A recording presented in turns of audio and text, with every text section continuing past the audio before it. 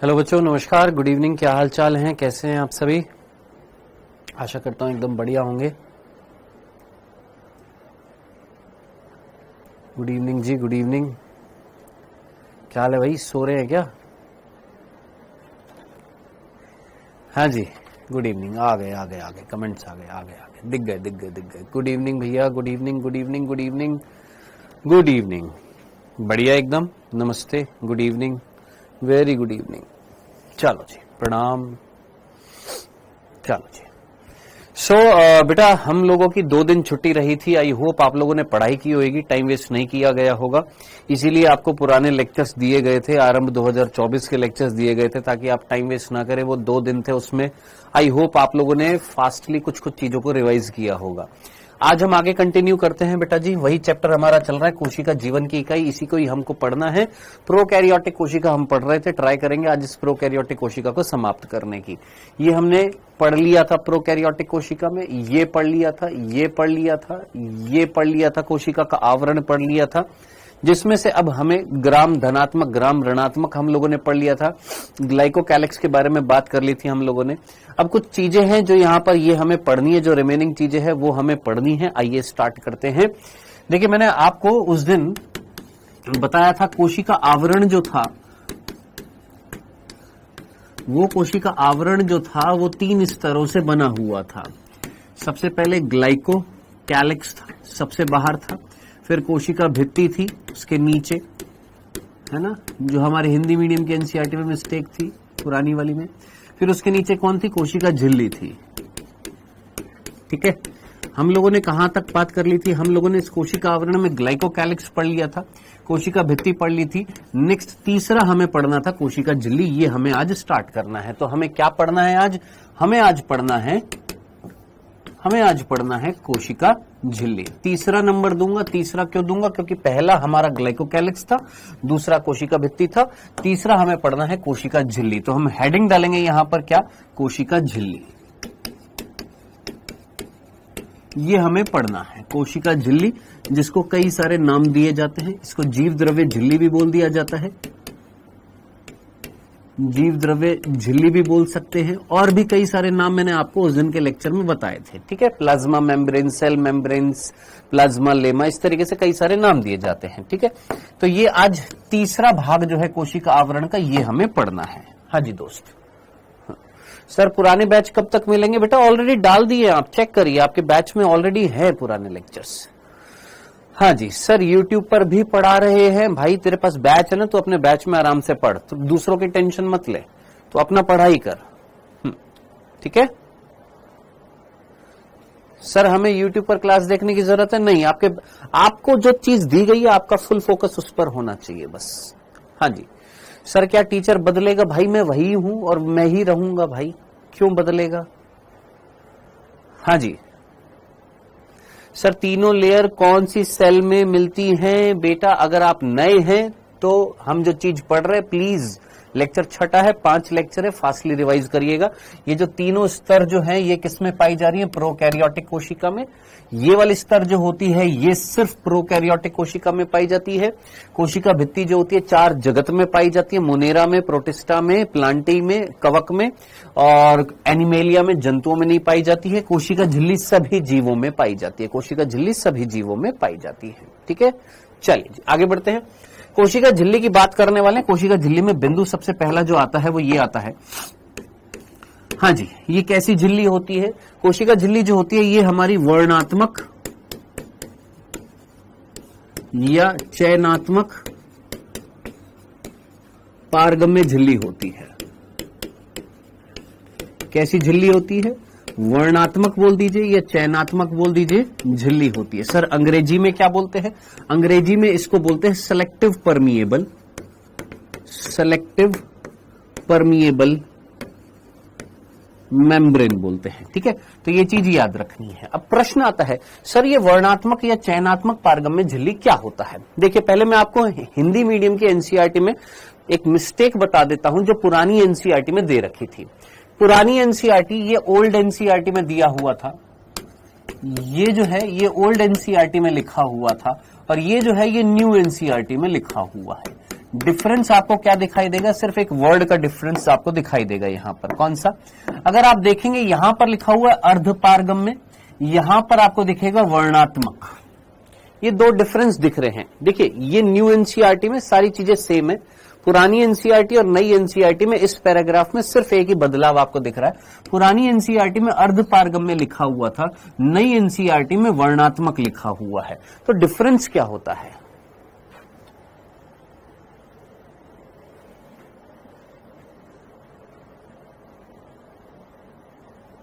Sir आपको app पर बता दिया करो सर, मुझा को समानी आली पाया क्लास। क्या लिख रहा है मेरे भाई? हाँ जी, क्या लिख रहे हो यार तुम यार? है ध्यान क्यों नहीं है पढ़ाई में? क्या लिखे जा रहे हो? है शुभम कुर्मी, और कोई जीवन में और कुछ बचा है? नए हो तो थोड़ा पेशेंस के साथ में पुराने लेक्चर देख लो यार, वहां पर सारी चीजें ऑलरेडी बताई हुई है। अब वही चीज बार बार हर लेक्चर में रिपीट करेंगे तो पढ़ेंगे कब फिर? है हाँ जी, डन। तो नई एनसीईआरटी में लिखा हुआ वर्णात्मक, पुरानी में लिखा हुआ अर्धपारगम्य। सही क्या है? हमें यही फॉलो करना है। नई एनसीईआरटी, नई एनसीईआरटी में लिखा हुआ वर्णात्मक। सर मीनिंग क्या है? वही हम पढ़ रहे थे। हमने बोला कोशिका झिल्ली जो होती है वो वर्णात्मक या चयनात्मक पारगम्य होती है, सेलेक्टिव परमिएबल होती है। इसका मतलब क्या है? देखिए जितने भी झिल्लियां होती हैं, झिल्ली, अगर मैं झिल्लियों की बात करूं तो झिल्लियों के प्रकार अगर मैं देखूं तो झिल्लियां जो होती है बेटा वो 4 प्रकार की होती हैं। पहली होती है पारगम्य। पारगम्य का मतलब क्या है कि सपोज ये एक झिल्ली है, सपोज ये एक झिल्ली है, ठीक है, और इस झिल्ली के यहां पर रखा हुआ है थोड़ा सा नमक यानी विलेय और पानी यानी विलायक। अब मैं आपसे बोलूं विलेय जिसको अंग्रेजी में क्या बोलते हैं? सॉल्यूट, और विलायक जिसको हम क्या बोलते हैं? सॉल्वेंट। विलेय अगर विलायक में घुल जाता है तो क्या बन जाता है? विलयन बन जाता है। हाँ जी बिल्कुल बन जाता है। ठीक है जी। अब मैं आपसे कह रहा था कि दोस्त ये विलेय और विलायक दोनों यहां से पास हो जाए। कौन? विलायक भी चला जाए, विलेय भी चला जाए। तो ऐसी झिल्ली जो विलेय और विलायक दोनों को जाने दे, ऐसी झिल्ली को हम क्या बोलेंगे? पारगम्य बोलेंगे, परमिएबल बोलेंगे। ठीक है सर, इसका एग्जाम्पल क्या होता है? इसका एग्जाम्पल होता है सेल वॉल यानी कोशिका भित्ति। इसका एग्जाम्पल क्या होता है? कोशिका भित्ति होता है। माइकोप्लाज्मा में नहीं मिलती है। सभी जीवाणुओं में या सभी प्रोकैरियोट्स में ग्लाइकोकैलिक्स नहीं होते, कुछ कुछ अपवाद होते हैं, जैसे माइकोप्लाज्मा की कुछ जातियां जिसमें नहीं पाई जाती हैं। ठीक है, उसी प्रकार कुछ बैक्टीरिया है जिनमें नहीं पाई जाती है। जैसे आप पढ़ेंगे ग्रिफिथ का एक्सपेरिमेंट, जहां पर आप 2 प्रकार के प्रभेद पढ़ेंगे, एक आर प्रभेद पढ़ेंगे, एक एस प्रभेद पढ़ेंगे। आर प्रभेद जब आप पढ़ेंगे तो वहां पर बताऊंगा कि वहां पर ग्लाइकोकैलिक्स नहीं थी दोस्त। ठीक है दोस्त, चलिए पारगम्य का मीनिंग समझ में आ गया। पारगम्य का मतलब जो विलेय विलायक दोनों को जाने दे वो होती है पारगम्य। नेक्स्ट दूसरे पर आते हैं। दूसरा जो है वो है अपारगम्य, इम्परमिएबल। अंग्रेजी में बोलते हैं इम्परमिएबल। इम्परमिएबल का मतलब क्या होता है? जो विलेय और विलायक दोनों को ना जाने दे। विलेय और विलायक दोनों को ना जाने दे, दोनों को ना जाने दे। ठीक है, ना ही विलेय को जाने दे रही है, ना ही विलायक को जाने दे रही है। तो ऐसी झिल्ली को हम क्या बोलेंगे? सर अपारगम्य। सर इसके एग्जाम्पल सिंपल, आपने रोटियां देखी होंगी, रोटियों को हम एल्यूमिनियम के फॉइल पेपर के अंदर रखते हैं। हाँ सर, रबड़ होती है, रबड़ ट्यूब में रबड़ होती है, साइकिल की ट्यूब जो होती है उसके अंदर रबड़ होती है, तो वो क्या कहलाती है? सर इम्परमिएबल मेम्ब्रेन्स कहलाती हैं। तो यहां पर आप एग्जाम्पल में आप एल्यूमिनियम फॉइल पेपर जो होता है वो लिख सकते हैं, साथ ही साथ रबड़ लिख सकते हैं। ये हमारे किस चीज के एग्जाम्पल होते हैं? अपारगम्य के। पारगम्य दोनों को जाने दे, अपारगम्य किसी को भी ना जाने दे। नेक्स्ट तीसरे पर आते हैं। तीसरा है अर्धपारगम्य, जो पुरानी एनसीईआरटी में लिखा हुआ था, अर्धपारगम्य। सर ये अर्ध पारगम्य क्या होती है? अंग्रेजी में बोलते हैं सेमी परमिएबल। अंग्रेजी में क्या बोलेंगे? Semi permeable. ठीक है सर, पारगम्य मतलब क्या होता है? बेटा मैंने अभी तो बताया आपको, पारगम्य का मतलब जो विलय और विलायक दोनों को जाने दे। मैं एक झिल्ली हूं, यहां पर मेरे पीछे विलय भी है विलायक भी है, मेरे से होते हुए विलय भी चला गया विलायक भी चला गया, दोनों अगर पास हो जाए तो पारगम्य। दोनों में से कोई भी पास ना हो, अपारगम्य। सर इंग्लिश मीडियम में समझाओ। अबे तुम बावला तो नहीं है बे? है सर अर्ध पारगम्य तो सेल वॉल होती है। भाई तुम पढ़ाने दोगे कि नहीं पढ़ाने दोगे? हैं लिटरली मेरे को समझ में नहीं आ रहा। तुम मूर्ख हो क्या क्लास में?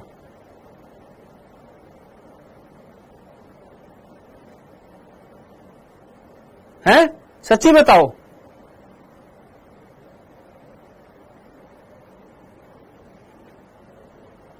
हिले पड़े हो, दिमाग हिला पड़ा है। जब मैं पढ़ा रहा हूं तो ध्यान से सुन क्यों नहीं रहे हो यार? सर कोशिका भित्ति क्यों लिखा है? क्योंकि कोशिका भित्ति जो होती है वो आपकी पारगम्य होती है, डेड होती है, पारगम्य होती है, उससे चला जा सकता है, विलय भी जा सकता है, विलायक भी चला जा सकता है। सर अर्ध पारगम्य क्या होती है? बता रहा हूं ना, रुक जाए यार, पेशेंस नहीं है बिल्कुल भी।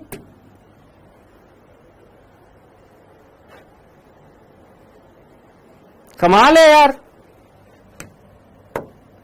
हद हो गई। ऐसे मत करो दोस्त, ना मैं पढ़ा पाऊंगा और ना आप पढ़ पाओगे बिना फालतू के ऊट पटांग कमेंट्स करने से। सर हमें सभी सब्जेक्ट इंग्लिश मीडियम में चाहिए, तो बैच बंद कर दे अपना और जाकर इंग्लिश मीडियम में पढ़ ले। ये हिंदी मीडियम का बैच है। हाँ जी, अर्ध पारगम्य क्या होती है? सेमी परमिएबल क्या होती है? याद रखना, वे झिल्ली जो केवल विलायक को जाने दे, आर पार जाने दे।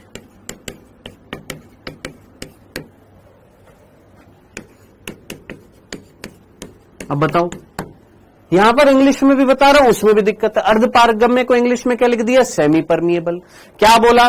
वो झिल्ली, झिल्ली मींस मेम्ब्रेन, जो किसको जाने दे? विलायक। सर विलायक क्या होता है? विलायक को हम अंग्रेजी में बोलते हैं सॉल्वेंट, उसको जाने दे केवल, उसको हम क्या बोलेंगे? अर्ध पारगम्य। सर इसका एग्जांपल कोशिका भित्ति नहीं है रे। सर इसका एग्जांपल बता दीजिए। इसका एग्जांपल है, आप लोगों ने सुना होगा कि वो लोग जिनकी किडनी खराब हो जाती है। क्या खराब हो जाती है? किडनी खराब हो जाती है, तो उनको एक मशीन को यूज में लिया जाता है, जिसको हम अपोहन यंत्र बोलते हैं हिंदी में। क्या बोलते हैं? अपोहन यंत्र बोलते हैं, डायलिसिस मशीन बोलते हैं। क्या बोलते हैं? डायलिसिस। ठीक है, इस डायलिसिस मशीन के अंदर एक झिल्ली होती है, कितने बच्चों को याद है? जिसको हम सेलोफेन बोलते हैं, जिसका नाम क्या होता है? सेलोफेन। इस झिल्ली का नाम क्या होता है? सेलोफेन। ठीक है, तो सेलोफेन कौन है? सर झिल्ली है। और ये सेलोफेन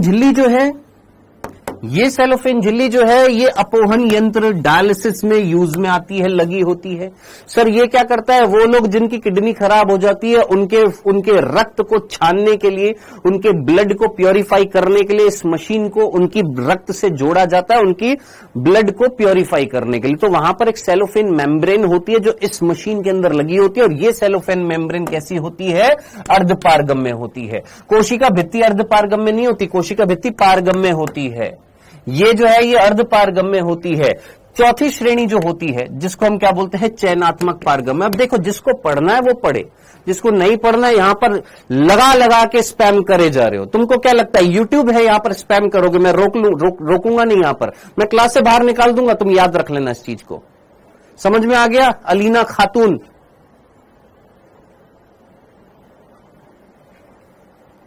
समझ में आ गई बात?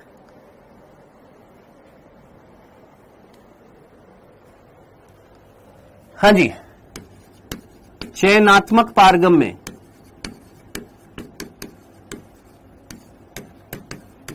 ऊट पढ़ते हो एकदम से, समझने की कोशिश नहीं कर रहे कि फ्लो बन रहा है, टीचर पढ़ा रहा है, उसकी बातें सुन ले, चीज को सुन ले, समझ ले। नहीं, हमको पढ़ना नहीं है, बस डिस्टर्ब करना है।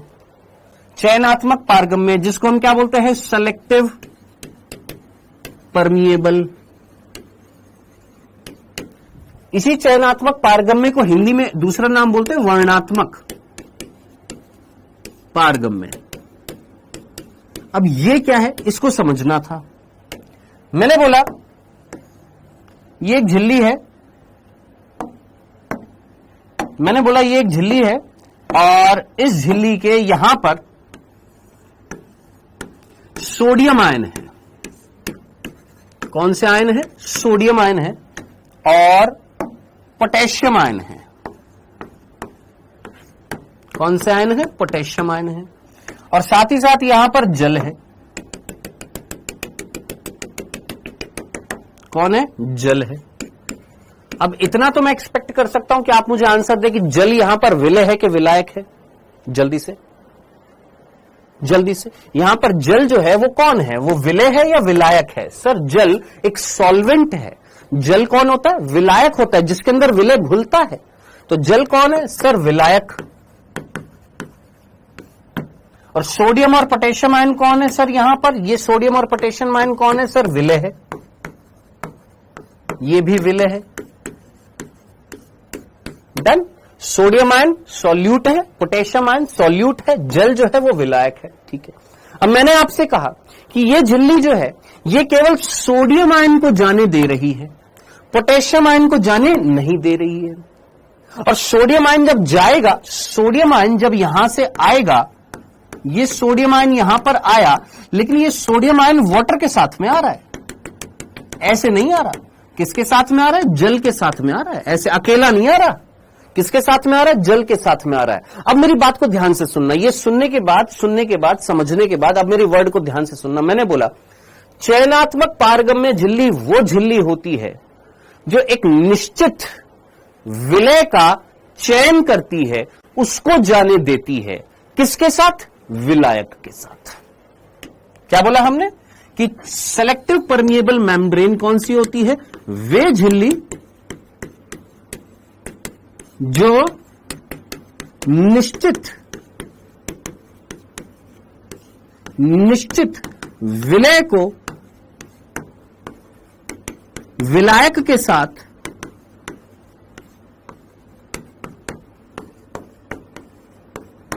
पास होने देती है, जाने देती है। अब इस लाइन को पढ़ और फिर यहां पर सुन। मैंने बोला ये तेरे को झिल्ली दिखाई दे रही, तूने बोला हां सर दिखाई दे रही। मैंने कहा इधर सोडियम आयन भी है, पोटेशियम आयन भी है। ये झिल्ली केवल सोडियम आयन को जाने दे रही है, पोटेशियम आयन को जाने नहीं दे रही। यानी इस झिल्ली में सेलेक्ट किया, हां सर। किसको सेलेक्ट किया, सोडियम आयन को। पोटेशियम आयन को सेलेक्ट नहीं किया, केवल सोडियम आयन को जाने दे रही है। लेकिन क्या सिर्फ सोडियम आयन जा रहा है, सिर्फ विलय जा रहा है? नहीं सर, विलय के साथ विलायक भी जा रहा है, यानी जल भी जा रहा है। तो ऐसी झिल्ली को हम क्या बोलते हैं, चयनित पारगम्य बोलते हैं।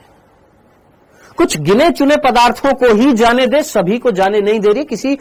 किसी स्पेसिफिक सॉल्यूट को वो सेलेक्ट करती है कि इसको जाने देना। अब मेरे को पता आपका प्रश्न क्या बनेगा, सर इसने पोटेशियम आयन को जाने क्यों नहीं दिया? आखिर इस झिल्ली में ऐसा कौन बैठा है जो ये तय कर रहा है कि सोडियम आयन जाएगा, पोटेशियम आयन नहीं जाएगा? तो ये तय करने का काम, ये चयन करने का काम, ये सेलेक्ट करने का काम, ये चयन करने का काम, ये सेलेक्ट करने का काम कौन करता है? इस झिल्ली के अंदर बैठे हुए प्रोटीन्स। इस झिल्ली में क्या मिलते हैं, प्रोटीन्स मिलते हैं जो चयन करते हैं कि किसको जाना है और किसको नहीं जाने देना है।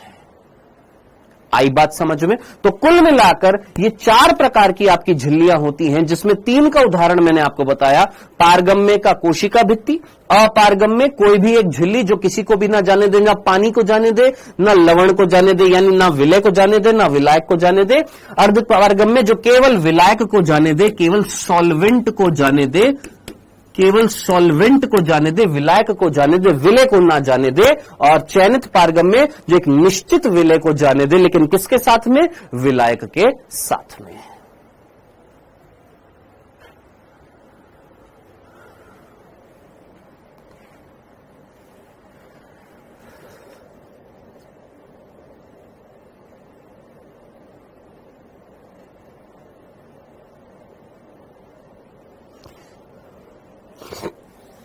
नहीं मयंक मिश्रा, एक ही चीज है। जीव द्रव्य झिल्ली जीव द्रव्य को घेरे हुई है, कोशिका झिल्ली कोशिका के अंदर जो कोशिका द्रव्य वही तो जीव द्रव्य उसको घेरे हुई है, एक ही चीज है। डन, क्लियर है। अब इसका एग्जाम्पल क्या है सर? चयनात्मक पारगम्य झिल्ली का एग्जाम्पल क्या है?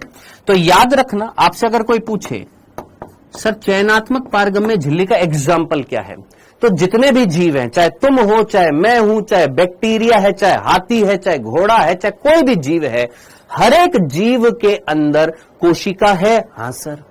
और उस कोशिका की झिल्ली भी है। हां सर। है ना? हां सर। तो जरा सोच, मैंने तेरे से बोला ये एक कोशिका, तूने बोला हां सर। ये इस कोशिका की कोशिका झिल्ली। हां सर। अब बालक कह रहे हैं सर कोशिका झिल्ली जीव द्रव्य झिल्ली में फर्क क्या है? आप मुझे बताइए। ये कोशिका का आवरण क्या कहला रहा है? कोशिका झिल्ली। अब इस कोशिका के आवरण के अंदर क्या मिल रहा है सर? जीव द्रव्य। तो इस झिल्ली को मैं क्या जीव द्रव्य की झिल्ली बोल सकता हूं? हां सर। इसी को हम जीव द्रव्य झिल्ली भी बोलेंगे।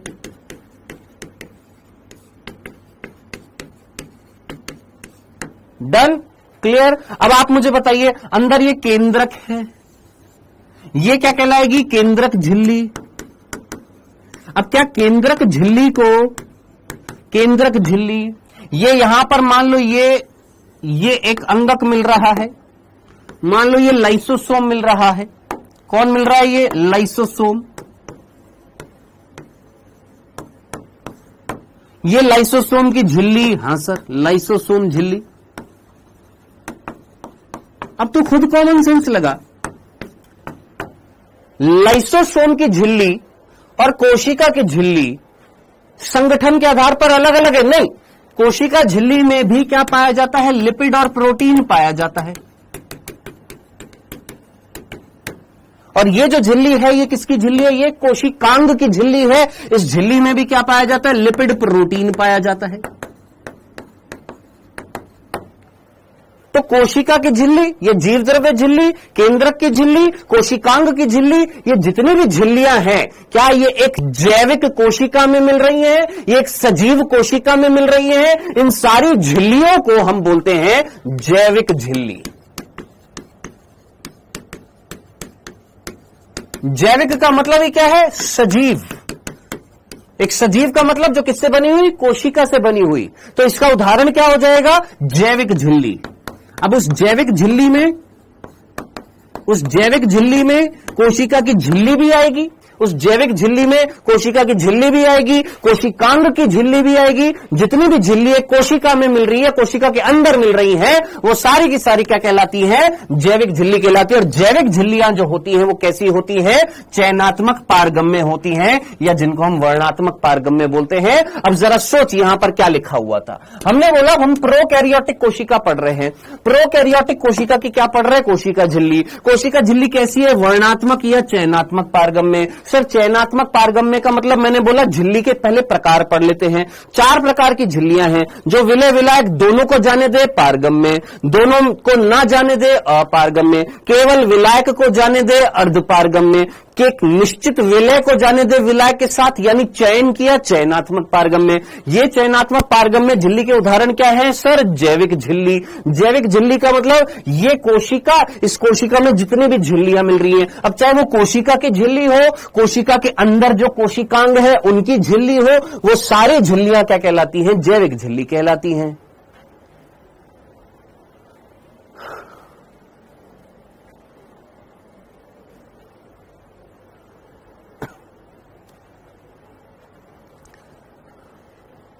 हाँ जी, डन, क्लियर है। तो पहला बिंदु जो था वो ये था कि प्रोकैरियोटिक कोशिका में कोशिका झिल्ली, या जिसको हम जीव द्रव्य झिल्ली बोलेंगे। क्यों? क्योंकि कोशिका की झिल्ली किसको घेरे हुए है? जीव द्रव्य को घेरे हुए है। अरे बांगड़ू याद कर, प्रोकैरियोटिक कोशिका जो थी, उस प्रोकैरियोटिक कोशिका में जीव द्रव्य क्या था? सोच, थोड़ा दिमाग लगा मयंक मिश्रा। एक प्रोकैरियोटिक कोशिका में जीव द्रव्य क्या था? सर यही कोशिका द्रव्य को हमने जीव द्रव्य बोला था। तो जीव द्रव्य को घेरे हुए कौन है? सर जीव द्रव्य झिल्ली। और ये जीव द्रव्य झिल्ली जो जीव द्रव्य को घेरे हुए है, कोशिका झिल्ली जो कोशिका को घेरे हुए, चीज तो एक ही है ना मेरे भाई। अब जिसको समझ में नहीं आया बंद कर दे क्लास और 10 बार पढ़ लेना यहां पर। ठीक है, तुम अपना नाम बताओ पहले तो यहां पर क्लास में आकर जो स्पैम कर रहे हो।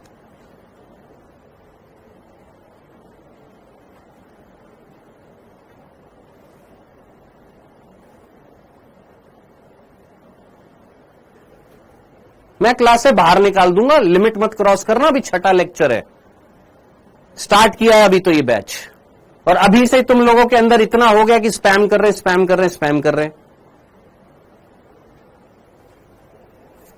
हाँ जी, डन, क्लियर है। पहला बिंदु आराम से पढ़ेंगे, वापस से रीस्टार्ट करते हैं। क्या पढ़ रहे थे बेटा? हम पढ़ रहे थे प्रोकैरियोटिक कोशिका। प्रोकैरियोटिक कोशिका में हम पढ़ रहे थे कोशिका आवरण, जो हमने 2 दिन पहले लेक्चर पढ़ा था, उसमें हमने ग्लाइकोकैलिक्स पढ़ा था, कोशिका भित्ति पढ़ा था, कोशिका झिल्ली पढ़ना था। कोशिका झिल्ली हमने स्टार्ट किया आज। कोशिका झिल्ली को हमने बोला जीव द्रव्य झिल्ली। ये जो है ये कैसी होती है? चयनात्मक या वर्णात्मक पारगम्य होती है। इसका मीनिंग क्या है ये मैंने आपको बता दिया। अब आगे बढ़ते हैं दूसरा बिंदु। ये जो कोशिका झिल्ली जो होती है, यह जीव द्रव्य झिल्ली जो होती है, ये अंदर की तरफ कुछ वलन लिए होती है, अंदर की तरफ मुड़ी हुई होती है। क्या बोला हमने? ये जो कोशिका झिल्ली जो होती है, कोशिका झिल्ली, ये कोशिका द्रव्य की तरफ, ये जीव द्रव्य की तरफ प्रोकैरियोटिक कोशिका में अंदर की तरफ वलन लिए होती है। क्या सर? पहले लिख देता हूं। क्या ये कोशिका झिल्ली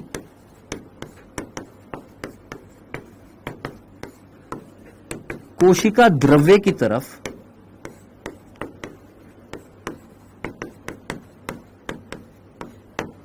अंतर्वलन लिए होती है।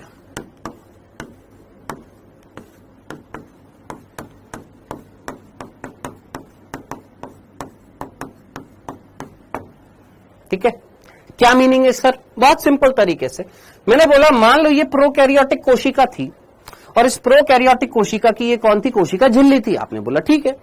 अब मैंने बोला ये प्रोकैरियोटिक कोशिका की जो कोशिका झिल्ली है वो अंदर की तरफ मुड़ गई है इस तरीके से।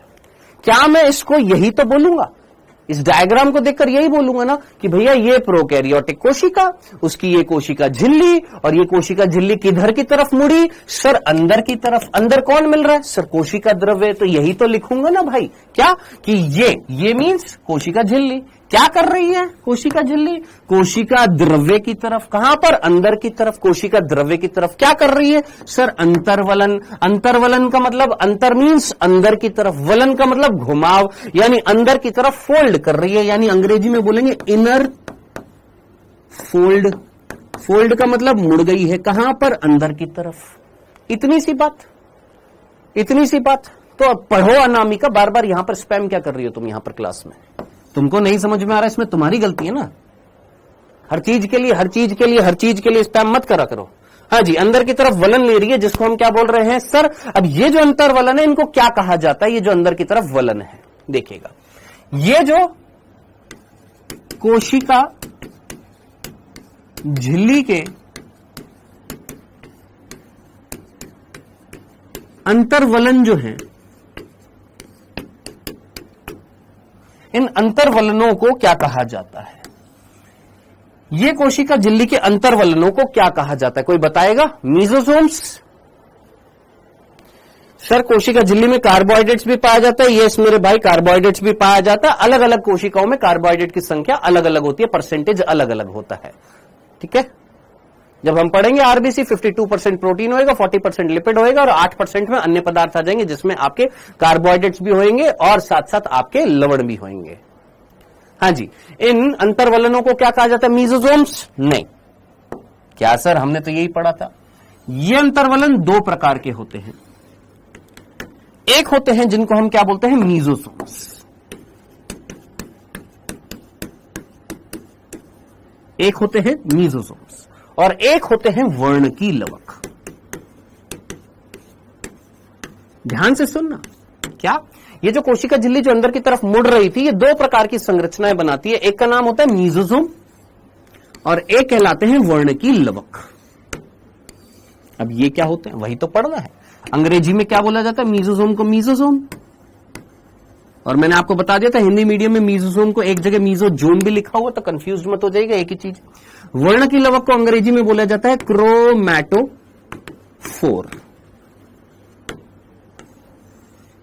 ठीक है, समझ में आ गया? अब ध्यान से सुनना। मीजोजोम जो है वो प्रोकैरियोट्स का विशिष्ट लक्षण है। बातें ना करते हो, अगर यहां पर ध्यान से सुनेंगे ना तो चीज भी समझ में आएगी, नहीं तो सिर्फ यही लिखेगा शायद समझ में नहीं आया। ये प्रोकैरियोट्स का विशिष्ट लक्षण है। अब जरा सोच, प्रोकैरियोट्स का विशिष्ट लक्षण है, इसका मतलब क्या होगा कि ये सभी प्रोकैरियोट्स में मिलेगी ही मिलेगी। कौन? मीजोसोम सभी प्रोकैरियोट्स में मिलेगा, चाहे वो बैक्टीरिया हो, चाहे नीलहरित शैवाल हो, चाहे आपका माइकोप्लाज्मा हो, चाहे आध्या बैक्टीरिया हो, सभी के अंदर मीजोसोम मिलेगा ही मिलेगा। क्यों? क्योंकि ये एक विशिष्ट लक्षण है और ये हमने पढ़ा था, याद आ रहा है? दो विशिष्ट लक्षण याद आ रहे? एक अंतःविशिष्ट पिंड पढ़ा था और दूसरा क्या था? मीजोसोम था ना। लेकिन ये विशिष्ट लक्षण नहीं है, ये सभी प्रोकैरियोट्स में नहीं मिलेगा। ये केवल और केवल किसमें पाया जाएगा? ये प्रकाश संश्लेषी प्रोकैरियोट्स में पाए जाएंगे। ये किसमें पाए जाएंगे? प्रकाश संश्लेषी प्रोकैरियोट्स में पाए जाएंगे। ऐसे प्रोकैरियोट्स जो प्रकाश संश्लेषण करेंगे। सर एग्जाम्पल, आप सोचिए इसका एग्जाम्पल क्या होएगा? कौन से ऐसे प्रोकैरियोट्स हैं जिनमें प्रकाश संश्लेषण होता है, फोटोसिंथेसिस होता है? सोच, नील हरित शैवाल, जिनको शॉर्ट में हम क्या बोलेंगे? Blue green algae, BGA। और कौन हो सकते हैं? सर हरे, सर बैंगनी जीवाणु। अब हमारी एनसीईआरटी में वर्णकीय लवक का उदाहरण सिर्फ और सिर्फ BGA दे रखा है, ये दोनों नहीं दे रखे हैं। लेकिन आप थोड़ा सा कॉमन सेंस लगाइए और सोचिए। मैं आपको इतनी सी बात बोल रहा हूं, ये वो संरचनाएं हैं जिनके अंदर वर्णक होते हैं। वर्णक यानी पिगमेंट्स, जैसे आपने क्लोरोफिल नाम सुना होगा, क्लोरोफिल है ना 9th क्लास में। तो वर्णकीय लवक वो होते हैं जिनमें वर्णक होते हैं, जो फोटोसिंथेसिस कराएंगे। अब फोटोसिंथेसिस केवल नील हरित शैवाल में होता है? नहीं, हरे बैक्टीरिया में भी होता है, बैंगनी बैक्टीरिया में भी होता है। इनमें भी क्या होता है? प्रकाश संश्लेषण होता है। हमारी एनसीईआरटी में केवल और केवल ब्लू ग्रीन एल्गी लिखा हुआ है, लेकिन अगर आप चाहें तो इतना दिमाग लगाकर यह भी सोच सकते हैं कि इनमें भी क्या पाए जाएंगे? वर्णकीय लवक पाए जाएंगे। अब क्या है, एक एक करके पढ़ते हैं। सबसे पहले हम बात करेंगे यहां पर किसकी? मीजोसोम की। किसने खोजा, क्या किया? कुछ नहीं, कुछ नहीं। मैंने पीएचडी नहीं करनी है, फालतू का ज्ञान नहीं। जो है एनसीईआरटी बेस्ड चीज है वो पढ़नी है। जो बिंदु जो मीजोसोम से संबंधित है वो पढ़ने हैं। सबसे पहला बिंदु, आपको इतनी बात तो क्लियर हो गई होगी मीजोसोम में कि मीजोसोम क्या होता है? कोशिका झिल्ली का अंतर्वलन होता है। ये बार बार लिख देते हैं ताकि जब नोट्स बनाए तो लिख लीजिएगा, कोशिका झिल्ली के अंतर्वलन।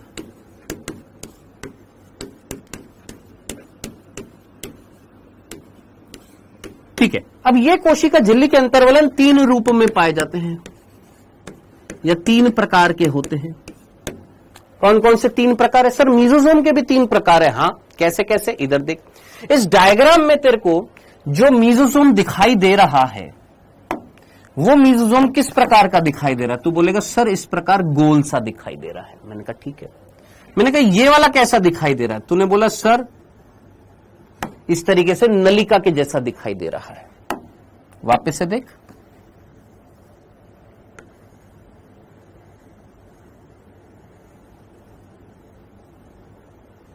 इस तरीके से नलिका के जैसा दिखाई दे रहा है। ये नलिका के जैसा दिखाई दे रहा है। ठीक है जी। और कैसा दिखाई दे रहा है सर? एक दिखाई दे रहा है बड़ी नलिका के रूप में, यानी 3 रूप में आपके मीजोसोम मिल रहे हैं। या तो गोल गोल आकृति का मिल रहा है इस तरीके से फूला हुआ सा, एक छोटी छोटी नलिकाओं के रूप में, एक बड़ी नलिकाओं के रूप में। तो 3 रूप से मिलते हैं आपके मीजोसोम। कौन कौन से? एक मिलते हैं पुट्टिका यानी गोलाकार आकृति की, जिसको हम क्या बोलते हैं? वेसिकल्स। दूसरे मिलते हैं नलिका आकृति में, जिसको हम बोलते हैं ट्यूब्यूल्स। और एक मिलते हैं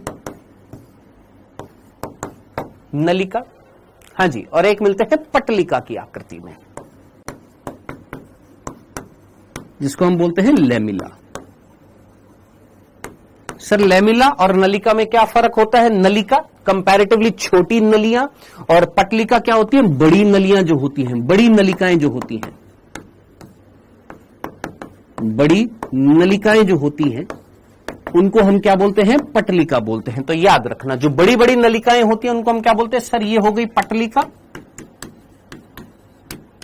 ये हो गई पुट्टिका,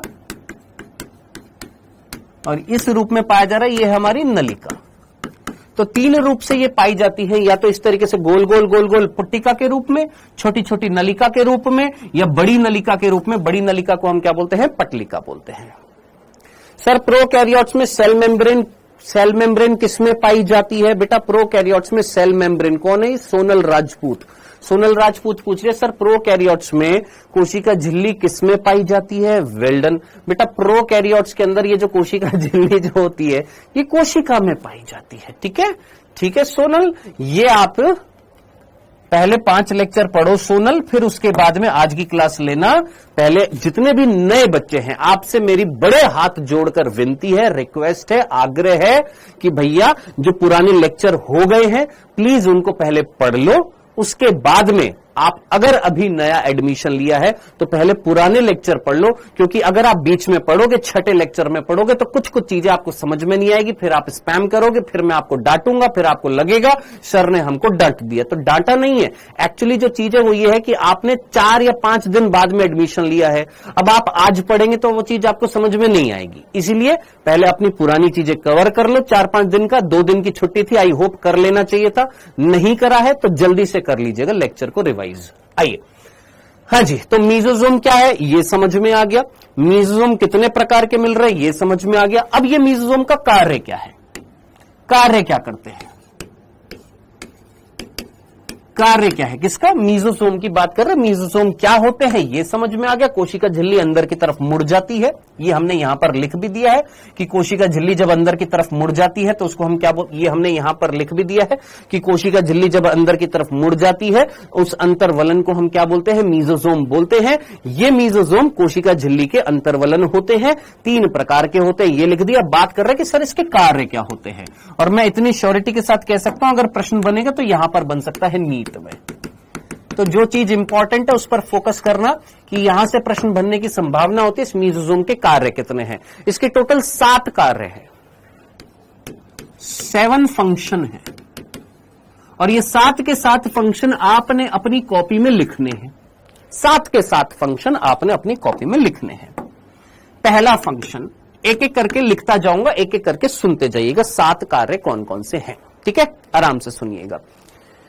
एक सिंपल सी चीज मैं आपसे पूछता हूं कि अगर ये आपको कोशिका दिखाई दे रही है और ये कोशिका की झिल्ली अगर अंदर की तरफ मुड़ गई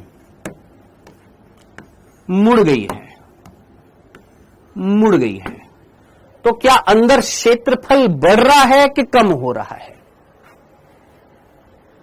सोचो, क्षेत्रफल जो है वो बढ़ रहा है या कम हो रहा है अगर कोशिका झिल्ली अंदर की तरफ मुड़ गई है? तो जल्दी से आराम से, ये कोशिका झिल्ली अंदर की तरफ मुड़ गई है तो क्षेत्रफल बढ़ रहा है या कम हो रहा है? बालक बोल रहे सर कम हो रहा है। वेल डन, बहुत ही बढ़िया, क्षेत्रफल जो है वो कम हो रहा है। वेरी गुड, बहुत ही बढ़िया। चलो एक सिंपल से एग्जांपल से आपको पूछता हूं मैं।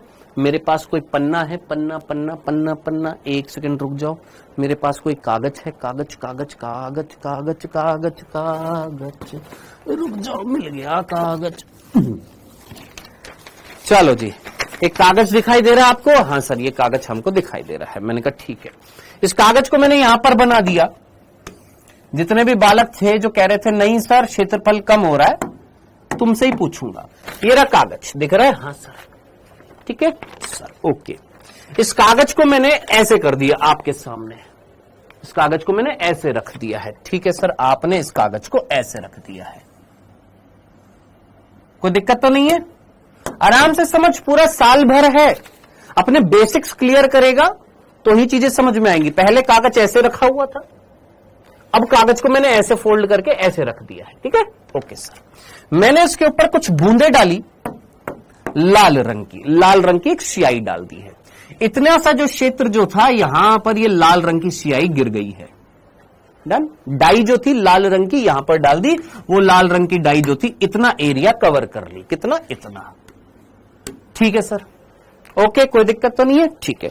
अब मैंने इस पेज को फोल्ड कर दिया ऐसे, ये पेज था पहले ऐसे, अब मैंने इसको इस तरीके से फोल्ड कर दिया, दिख रहा है ना, इस तरीके से फोल्ड कर दिया, फोल्ड कर दिया, ऐसे था, अब मैंने इसको इस तरीके से फोल्ड कर दिया। ठीक है सर, कोई तकलीफ नहीं, इस तरीके से मैंने फोल्ड कर दिया। ठीक है, ओके सर। अब मैंने ऊपर से डाई डाली यहां पर, ओके जी। अब डाई जो है सरकते सरकते यहां तक पहुंची, यहां तक पहुंची, यहां तक पहुंच गई है।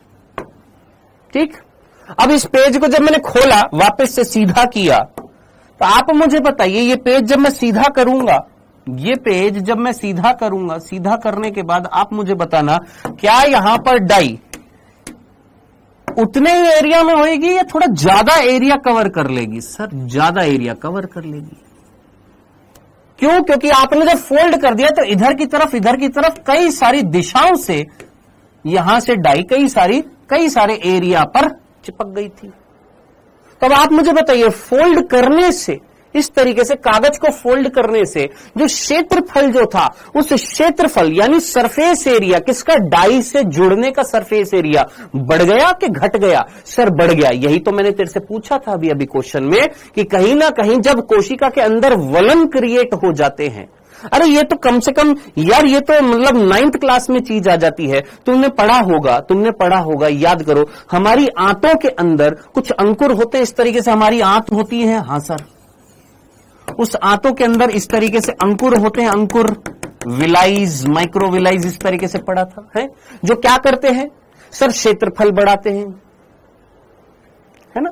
तो हम यहां पर यही तो लिख रहे हैं क्या, ये जो मीजोसोम्स जो होते हैं ये क्या करते हैं सर, ये मीजोसोम्स जो होते हैं ये क्षेत्रफल बढ़ा देते हैं, कोशिका का क्षेत्रफल जो है बढ़ा देते हैं। क्या ये पहला बिंदु क्लियर है? ठीक है तारिक खान, ओके मेरे भाई, डन। चले, सरफेस एरिया जो है इंक्रीज कर दिया। दूसरा, अब जरा सोच, अगर सरफेस एरिया क्षेत्रफल अगर बढ़ रहा है, ये जो कोशिका जो थी अगर अंदर की तरफ मुड़ रही है,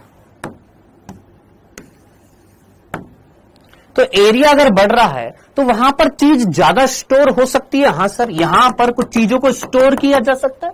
हाँ सर, किसको स्टोर किया जा सकता है? यहां पर एंजाइमों को स्टोर किया जा सकता है।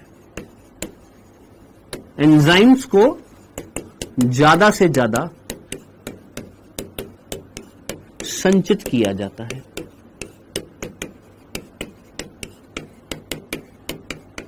अब आप बोलेंगे क्यों, किस लिए?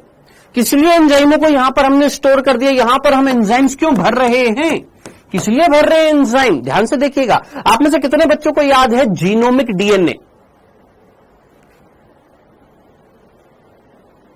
कितने बच्चों को याद है जीनोमिक डीएनए? जल्दी से मुझे बताइए, कितने बच्चों को याद है जीनोमिक डीएनए? कितने बच्चों को याद है जीनोमिक डीएनए? जीनोमिक डीएनए याद है ना सभी को? ये जीनोमिक डीएनए जो होता है ये किसके पास है? सर ये जीनोमिक डीएनए इस अंतर्वलन के पास है। इस अंतर्वलन को हमने क्या नाम दिया था सर? मीजोसोम। इस मीजोसोम से जुड़ा हुआ है कौन? Genomic DNA. और वो जीनोमिक डीएनए जो है उसका हमें कराना है रेप्लिकेशन, उसकी हमें बनानी है कॉपी बनानी है। तो उसका रेप्लिकेशन कराने के लिए क्या चाहिए? एंजाइम चाहिए। और वो एंजाइम कहां पर मिल रहे हैं? वो एंजाइम यहां पर मिल रहे हैं। तो जो यहां पर एंजाइम मिल रहे हैं उन एंजाइमों को हम यूज में ले रहे हैं। किस चीज के लिए? जो जीनोमिक डीएनए है उस जीनोमिक डीएनए के रेप्लिकेशन के लिए। अब ये चीजें एनसीईआरटी में डायरेक्टली नहीं लिखी हुई हैं, आपको समझना पड़ेगा कि ये जीनोमिक डीएनए किसके पास में है? सर मीजोसोम के पास में है। क्यों जुड़ा हुआ है? क्योंकि इसके पास में एंजाइम है। क्यों एंजाइम है? ताकि ज्यादा से ज्यादा एंजाइम को यहां पर स्टोर कर ले। क्यों कर ले? क्योंकि बहुत ज्यादा जरूरत है किस चीज की? एंजाइम की। क्या कराने के लिए? रेप्लिकेशन कराने के लिए। तो ये मीजोसोम्स बोल सकता हूं ये जीनोमिक डीएनए के रेप्लिकेशन में हेल्प करते हैं। जीनोमिक डीएनए की प्रतिकृति यानी रेप्लिकेशन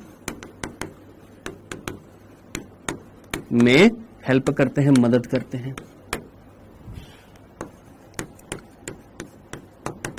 ये हो गए 3 फंक्शन। कितने फंक्शन हो गए? 3 फंक्शन। हाँ जी, सोमदत्त शर्मा, क्या दिक्कत है?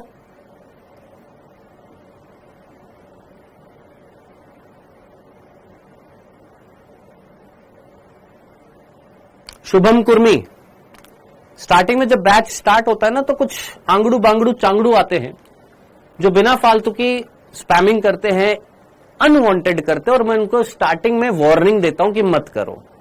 फिर भी वो नहीं मानते तो 3, 4, 5, 6, चलो 10, 12 क्लास तक मैं उनको टॉलरेट करता हूं कि चलो सीख जाएगा, मान जाएगा बच्चा। फिर भी जब नहीं मानते हैं, फिर भी लगातार वही चीज करते, तो फिर मैं उनको क्लास से ब्लॉक करवा देता हूं। तो अगर आप चाहते हैं कि आप भी उसी श्रेणी में आना चाहते हैं, तो आपसे निवेदन रहेगा कि प्लीज अननेसेसरी फालतू के कमेंट्स मत करिएगा, ठीक है? हाँ जी,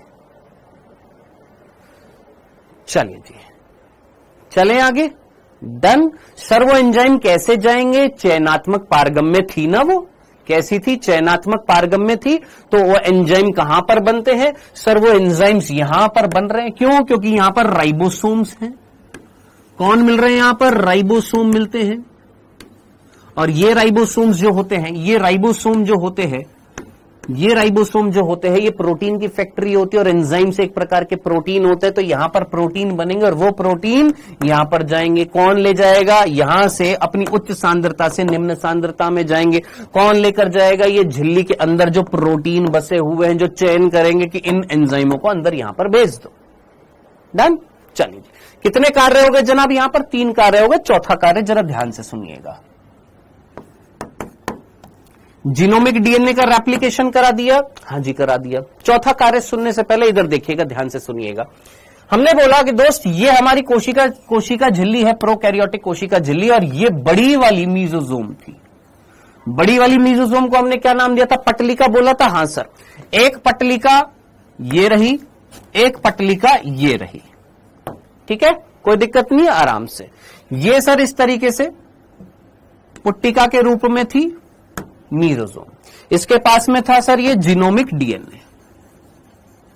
जीनोमिक डीएनए ने क्या कर लिया? रेप्लिकेशन। कैसे? सर यहां पर भरे पड़े थे एंजाइम जो डीएनए के रेप्लिकेशन में हेल्प कर रहे थे। चलिए सर, रेप्लिकेशन मीन अपनी कॉपी बना ली। एक डीएनए से एक और डीएनए बन गया है, 2 डीएनए की कॉपी बन गई है, ठीक है। एक यहीं रह गया, एक इधर है, ठीक है। अब आप मुझे बताइए, क्या ये कोशिका अपने आप को विभाजित कर सकती है? हाँ सर। कैसे? ये इसकी जो बड़ी बड़ी मीजोसोम जो थी, जिसको हमने पटलिका बोला था, ये अंदर की तरफ और मुड़ गई, ये भी मुड़ गई, ये भी मुड़ गई, ये भी मुड़ रही, और मुड़ते मुड़ते मुड़ते मुड़ते मुड़ते मुड़ते मुड़ते इन्होंने कोशिका द्रव्य को क्या कर दिया सर? विभाजित कर दिया है। अब कोशिका द्रव्य अगर विभाजित हो जाएगा तो दिमाग लगा, क्या मैं बोल सकता हूं कि ये कोशिका 2 भागों में बट गई? हाँ सर, बिल्कुल बट गई। तो क्या मीजोसोम विभाजन में हेल्प कर रहा है? बिल्कुल। तो चौथा कार्य क्या हो जाएगा कि ये मीजोसोम कोशिका विभाजन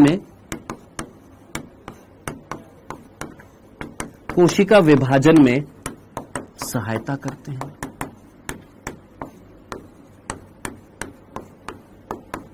किसमें सहायता करते हैं सर? कोशिका विभाजन में सहायता करते हैं। डन यहां तक की बात। 4 फंक्शन। 5वें पर आते हैं। 5वां फंक्शन हमारी एनसीईआरटी में डायरेक्टली लिखा हुआ है, हम उसको समझने की कोशिश करते हैं। जरा ध्यान से सुनिएगा। आप मुझे बताइए, पाचन का मतलब समझ में आता है आपको? पाचन डाइजेशन। हाँ सर, समझ में आता है। पाचन या डाइजेशन का मतलब होता है क्या? किसी वृद्ध अणु को, वृद्ध मीन्स बड़ा, किसी वृद्ध अणु को छोटे छोटे टुकड़ों में तोड़ देना। क्या कहलाता है सर? पाचन कहलाता है, डाइजेशन कहलाता है। सिंपल सा था।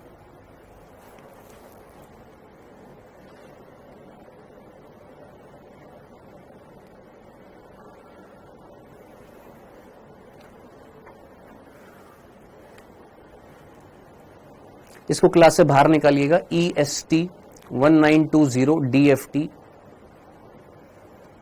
कोशिका का एरिया कम हो जाता है, कोशिका भित्ति का एरिया बढ़ जाता है। मैं ना क्लास में से ही ऑनलाइन पिटाई भी कर देता हूं। समझ में आई? समझ में आई बात? समझ में आ रही है तेरे को?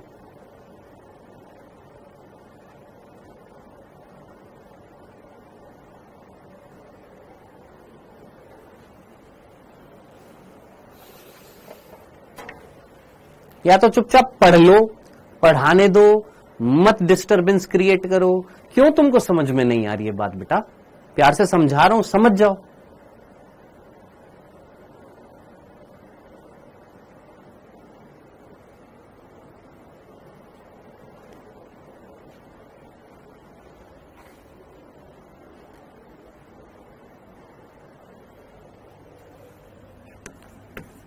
पाचन का मतलब क्या होता है सर? बड़ी चीज को छोटे छोटे टुकड़ों में तोड़ देना, इसको हम क्या बोलते हैं? पाचन बोलते हैं। ठीक है सर। अब मैंने बोला आपसे ये पाचन हमारे अंदर कहां पर होता है? सेल के अंदर होता है कि सेल के बाहर होता है? अच्छा, ये पाचन कराने के लिए रिस्पॉन्सिबल कौन होते हैं? एंजाइम्स होते हैं। कौन रिस्पॉन्सिबल होता है? पाचन कौन कराते हैं? एंजाइम्स कराते हैं। आप लोगों ने कहीं ना कहीं इतना तो सुना होगा, मुंह के अंदर जब भोजन जाता है तो कोई लाइपेज, मुंह के अंदर जब भोजन जाता है तो कोई एंजाइम होता है जिसको हम लार अमाइलेज बोलते हैं। पेट में जाता है तो कोई पेप्सिन होता है ना? इस तरीके से एंजाइम नाम सुने होंगे, कुछ कुछ एंजाइम्स याद आ रहे होंगे। तो एंजाइम्स क्या करते हैं? पाचन में हेल्प करते हैं। अब मेरा सिंपल सा क्वेश्चन था, ये पाचन कहां पर होता है? कोशिका के बाहर होता है कि कोशिका के अंदर होता है? ये अनुराग सर को जरा एक बार डेमो दीजिएगा कि पिटाई कह रहा है, पिटाई इम्पॉसिबल है, हम तुमको क्लास से बाहर निकाल देंगे, तुमको पता लग जाएगा यही हमारी तरफ से पिटाई है। मत कर मत कर मत कर मत कर मत कर, बार बार डिस्टर्बेंस क्रिएट मत कर, एक ही चीज का स्पैम मत कर। हाँ जी, ये जो एंजाइम जो है ये पाचन कराते हैं। मैंने बोला ये पाचन कहां पर होता है? सेल के बाहर होता है कि सेल के अंदर होता है? कोशिका के बाहर होता है कि कोशिका के अंदर होता है? तो बेटा दोनों तरीके से होता है, याद रखना। ये पाचन जो होता है कोशिका के अंदर भी होता है, कोशिका के बाहर भी होता है। हमारे अंदर कहां पर होता है? जरा सोच, हमारे अंदर पाचन कहां पर हुआ था? सर हमारे मुख में हुआ था। अब मुख में अगर पाचन हो रहा है तो सेल्स में एंजाइम बाहर निकाले, अपने से बाहर निकाले, इस खाली जगह पर निकाले। यानी हमारे अंदर पाचन कहां हो रहा है? सेल से बाहर होता है। कहां पर होता है? हमारी आहार नलिका के अंदर होता है। इतनी सी बात समझ में आ गई? तो मनुष्य के अंदर पाचन कहां होता है? सेल से बाहर, कोशिका से बाहर पाचन होता है। लेकिन कुछ जीव ऐसे होते हैं जिनके अंदर कोशिका के अंदर होता है, जैसे अमीबा। अमीबा के अंदर कहां होता है? कोशिका के अंदर होता है। जो आपके मृतोपजीवी जो होते हैं, जो मृत गले सड़े पदार्थों से पोषण लेते हैं, उनमें कहां होता है? कोशिका के बाहर होता है। तो दोनों प्रकार से पाचन हो सकता है। पाचन जो है कोशिका के अंदर भी होता है, कोशिका के बाहर भी होता है। मैं आपसे पूछ रहा हूं, जीवाणुओं में जरा सोच समझकर मुझे बताना, कोई भी बालक, जीवाणुओं में पाचन कहां पर होएगा? जीवाणु जो होते हैं वो मृतोपजीवी होते हैं। मृतोपजीवी का मतलब मृत गले सड़े पदार्थों से पोषण लेते हैं। मान लो ये मरा हुआ, गला हुआ, सड़ा हुआ पदार्थ है, इसके ऊपर कौन आएगा? सर ये जीवाणु आएगा। अब ये जीवाणु क्या करेगा? सर इस मृत पदार्थ से पोषण लेगा। कैसे पोषण लेगा? सर ये बाहर एंजाइम निकालेगा। वो एंजाइम क्या करेगा? इस पदार्थ को और सड़ाएगा, यानी जो ये जो पदार्थ है इसके और टुकड़े टुकड़े करेगा, यानी इसके और छोटे छोटे भागों में इसको विभाजित कर देगा। और बिल्कुल छोटे छोटे भागों में विभाजित करने के बाद फिर ये जीवाणु इनको क्या कर लेगा? इस पोषणीय पदार्थों को एब्जॉर्ब कर लेगा। जरा दिमाग लगा, यहां पर एंजाइम कहां निकले? सेल से बाहर निकले। हाँ सर, ये एंजाइम जो सेल से बाहर निकल रहे हैं, बाहर निकालने के लिए रिस्पॉन्सिबल कौन था? ये आपका मीजोजोम्स। तो जरा सोच, क्या मैं बोल सकता हूं कि वो मीजोजोम जिनके अंदर एंजाइम्स ज्यादा से ज्यादा संचित किए जा रहे हैं, वो एंजाइम जो सेल के रेप्लिकेशन में भी, यानी डीएनए के रेप्लिकेशन में भी हेल्प करते हैं, वो एंजाइम जो पाचन में हेल्प कर रहे हैं, क्या उनका स्त्रावण हो रहा है या नहीं हो रहा? तो क्या ये मीजोजोम स्त्रावण में हेल्प करते हैं, सिक्रीशन में हेल्प कर रहे हैं या नहीं कर रहे? तेरी एनसीईआरटी में सिर्फ वर्ड लिखा हुआ स्त्रावण। सर हमको एनसीईआरटी बस पढ़ा दो, मीनिंग मत समझाओ, आप बस एनसीईआरटी दिखा दो, हाईलाइट दिखा दो, हमारा काम हो गया। पढ़ाना नहीं है सर, बस आप हमको ये एनसीईआरटी हाईलाइट दिखा दो, मीनिंग मत बताओ कुछ भी। क्या ये पांचवा फंक्शन समझ में आ गया कि ये किस चीज में हेल्प कर रहे हैं? सिक्रीशंस में। किसके सिक्रीशंस में? उन एंजाइम के सिक्रीशन में जो पाचन में हेल्प करेंगे। ये आपका बैक्टीरिया था, ये बैक्टीरिया मृत पदार्थ के पास जब जाता है तो उस मृत पदार्थ को और सड़ाने के लिए ये बाहर एंजाइम निकालता है।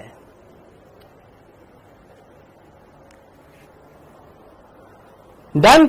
चलिए जी, कितने फंक्शन हो गए सर? 5 फंक्शन हो गए। चले आगे बढ़ते हैं। नेक्स्ट छठा फंक्शन समझने की कोशिश करते हैं।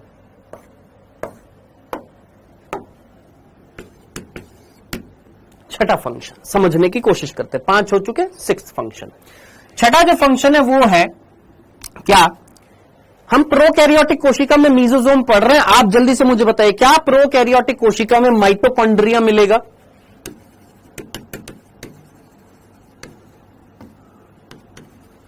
क्या प्रोकैरियोटिक कोशिका में माइटोकॉन्ड्रिया मिलेगा? नहीं दिख रहा अंकिता शर्मा, और नहीं देखना चाहते हम अभी। हाँ जी, क्या प्रोकैरियोटिक कोशिका में माइटोकॉन्ड्रिया मिलेगा? हाँ या नहीं? मिलेगा? मिलेगा नहीं ना? इतना तो कंफर्म है ना? इतना तो मैं एक्सपेक्ट कर सकता हूं कि हाँ नहीं मिलेगा। अभी भी कुछ बालक कह रहे हाँ सर मिलेगा। चल बहुत बढ़िया है। प्रोकैरियोटिक कोशिकाओं में कोशिकांग नहीं होते हैं, झिल्ली युक्त कोशिकांग नहीं होते हैं, तो माइटोकॉन्ड्रिया नहीं मिलता। माइटोकॉन्ड्रिया को हम क्या बोलते हैं? Power house of cell. एक कोशिका जो होती है उसकी भट्टी बोला जाता है ना? ऊर्जा ग्रह बोला जाता है। क्यों? क्योंकि एक कोशिका के अंदर ऊर्जा कौन उत्पन्न करता है? माइटोकॉन्ड्रिया। और एक कोशिका के पास अगर ऊर्जा रहेगी तभी तो वो सारे के सारे कार्य करेगा। हाँ जी, ठीक है, सिंपल। अब मैंने आपसे सीधी सी बात बोली कि माइटोकॉन्ड्रिया जो है वो यहां पर नहीं है प्रोकैरियोटिक कोशिका में। और हम ये जानते हैं कि बिना एनर्जी के तो कोई कोशिका जिंदा नहीं रह सकती है। समझ में आ रही है बात? क्या बोला हमने? बिना एनर्जी के कोई सेल जिंदा नहीं रह सकती है। और एनर्जी कौन बनाता है? सर माइटोकॉन्ड्रिया बनाता है। प्रोकैरियोटिक कोशिका में जब माइटोकॉन्ड्रिया नहीं है तो प्रोकैरियोटिक कोशिका के अंदर एनर्जी कौन बनाएगा? तो याद रखना, माइटोकॉन्ड्रिया एनर्जी उत्पन्न करता है।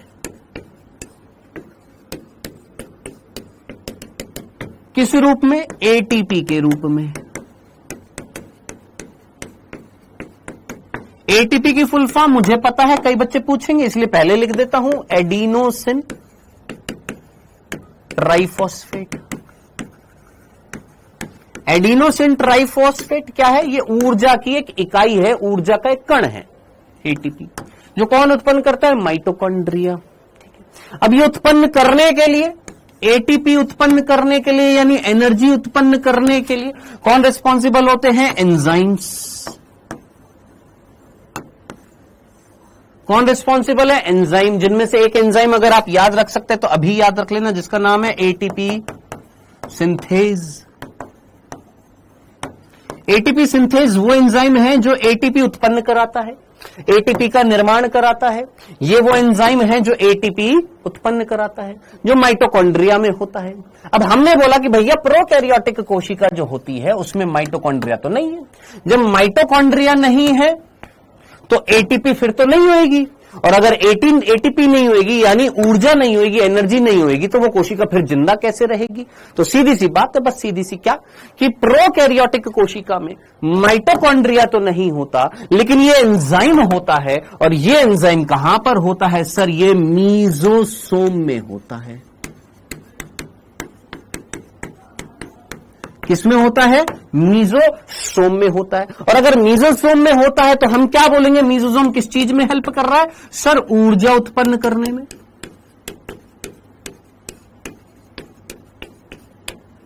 किस चीज में हेल्प कर रहा है? सर ऊर्जा उत्पन्न करने में काम करता है। तो अब आप मुझे बताइएगा, इतनी सी बात सुनने समझने के बाद फटाफट मेरी इतनी सी बात को बस सुनना और समझना। आप में से कितने बच्चे ये वर्ड जानते हैं? रेस्पिरेशन,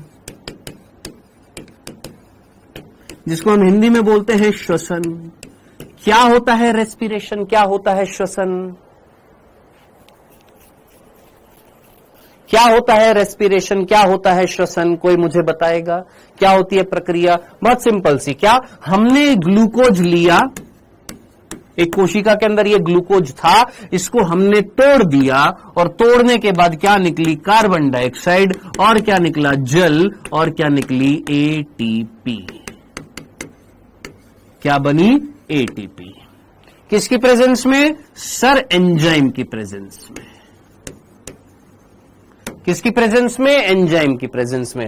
हो सकता है ऑक्सीजन हो सकता है ना हो। अगर ऑक्सीजन होएगी तो वायवीय श्वसन, नहीं होएगी तो अवायवीय श्वसन। यहां पर हम वायवीय श्वसन की बात कर रहे हैं। आप मुझे बताइए, इतनी सी बात सुनने और समझने के बाद क्या मैं ये नहीं बोल सकता, इतनी सी बात क्या, कि श्वसन वो प्रक्रिया होती है जिसमें एटीपी का निर्माण होता है। श्वसन, रेस्पिरेशन वो प्रोसेस है जिसमें ऊर्जा उत्पन्न होती है, किस रूप में? एटीपी के रूप में। तो आप मुझे जल्दी से आंसर दे दीजिए, ये श्वसन कहां संपन्न होगा? हमारे अंदर ये श्वसन कहां पर होता है? हमारी कोशिका में कहां पर संपन्न होएगा? माइटोकॉन्ड्रिया। कहां पर संपन्न होएगा? माइटोकॉन्ड्रिया। क्यों? क्योंकि जब हम माइटोकॉन्ड्रिया को क्या बोलते हैं कि माइटोकॉन्ड्रिया में एटीपी बनता है। तो माइटोकॉन्ड्रिया में एटीपी जब बनता है तो कौन सी प्रक्रिया से बनता है? सर, श्वसन से बनता है। यानी श्वसन वो प्रोसेस है जो माइटोकॉन्ड्रिया के अंदर होती है। ये प्रोसेस का नाम है श्वसन, और ये कहां पर हो रही है? माइटोकॉन्ड्रिया में, जहां पर क्या बन रहा है? एटीपी। तो अब आप इतनी सी बात बता दीजिए कि प्रोकैरियोटिक कोशिका के अंदर माइटोकॉन्ड्रिया तो नहीं है, लेकिन एटीपी उत्पन्न हो रही है, और वो कौन कर रहा है? मीजोसोम्स। कैसे? मीजोसोम्स के अंदर वो एंजाइम है जो एटीपी उत्पन्न कराएंगे। तो क्या मैं डायरेक्टली लिख सकता हूं छठा फंक्शन, और वो ये कि मीजोसोम श्वसन कराते हैं।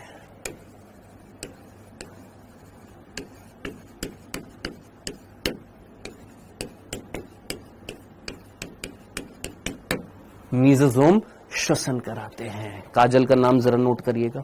हाँ जी, मीजोसोम श्वसन कराते हैं। सर, क्लास पीछे नहीं हो रही है, तो लाइव चल रही है बेटा, लाइव क्लास पीछे थोड़ी ना होती है।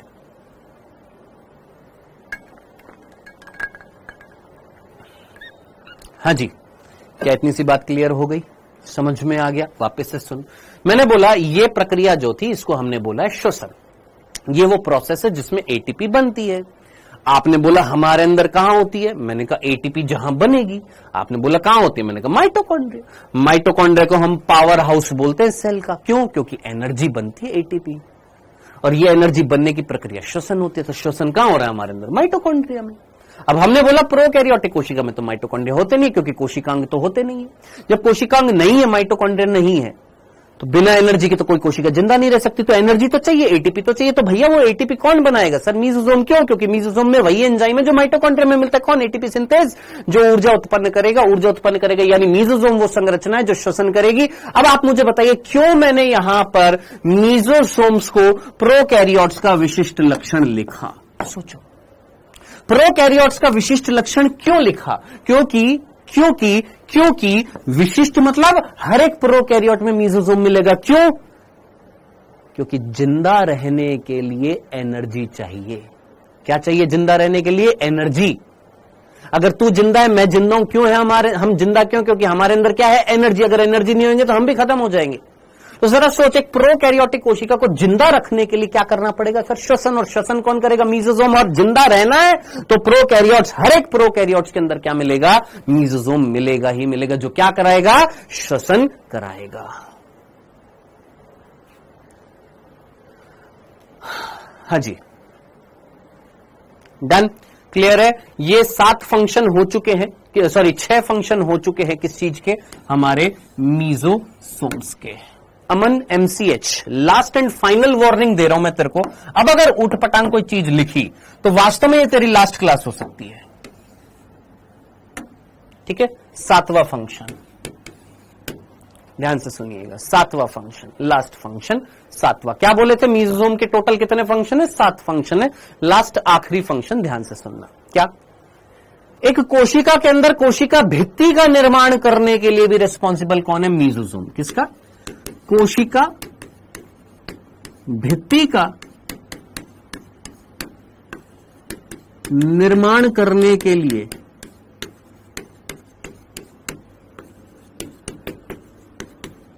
उत्तरदायी हैं कौन? मीजोसोम्स। मीजोसोम्स जो है किस चीज के लिए रिस्पॉन्सिबल है? कोशिका भित्ति के निर्माण के लिए। अब जरा खुद सोच, कोशिका भित्ति बनानी है और कोशिका भित्ति किससे बनी होती है? पेप्टिडोग्लाइकेन से। ये वर्ड याद आ रहा होगा, मैंने तेरे को बताया था प्रोकैरियोट्स में कोशिका भित्ति किससे बनी होती है? पेप्टिडोग्लाइकेन से बनी होती है। हाँ जी, तो वो पेप्टिडोग्लाइकेन की जो स्तर जो बनानी है, वो बनाने के लिए क्या चाहिए गुरु? वहां पर भी क्या चाहिए होते हैं? एंजाइम्स चाहिए होते हैं। और वो एंजाइम्स कहां पर है? कुल मिलाकर मीजोम, यानी मीजोसोम्स में सबसे इंपॉर्टेंट चीज जो थी वो था ये क्या? एंजाइमों का स्टोरेज। वो एंजाइम्स जो डीएनए का रेप्लिकेशन कराएंगे, वो एंजाइम्स जो सिक्रीशन करेंगे पाचन से संबंधित, वो एंजाइम्स जो श्वसन कराएंगे, वो एंजाइम्स जो साथ ही साथ कोशिका भित्ति का निर्माण करेंगे। यानी मेन चीज क्या है? मीजोम स्टोरेज है किसका? एंजाइमों का। वो एंजाइम जो पाचन से संबंधित है, वो एंजाइम जो श्वसन से संबंधित है, वो एंजाइम जो आपके कई सारे फंक्शन से संबंधित है। कोशिका भित्ति निर्माण से संबंधित एंजाइम्स, स्त्रावण पाचन से संबंधित एंजाइम्स, रेप्लिकेशन से संबंधित एंजाइम्स, श्वसन से संबंधित एंजाइम्स। हमने क्या बोला था? कोशिका जीवन की क्रियात्मक इकाई यानी अकेली एक कोशिका सारे फंक्शन कर सकती है। प्रोकैरियोट्स में अकेली कोशिका सारे फंक्शन कैसे कर पा रही है? क्योंकि उस प्रोकैरियोटिक कोशिका में ये जो मीजोसोम्स जो मिल रहे थे, इन मीजोसोम्स में पाचन से संबंधित फंक्शन भी था, श्वसन से संबंधित फंक्शन भी था, कोशिका भित्ति निर्माण से संबंधित फंक्शन भी था, डीएनए के रेप्लिकेशन से संबंधित फंक्शन भी था। अकेली कोशिका सारे के सारे फंक्शन कर पा रही है क्योंकि उसमें क्या मिल रहा है? इसमें मेन कौन है? मीजोसोम्स।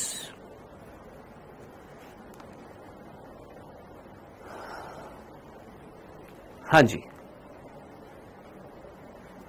सर, क्या प्रोकैरियोटिक कोशिका और यूकैरियोटिक कोशिका में सेल मेम्ब्रेन सेम होती है? यस बेटा, सेम होती है।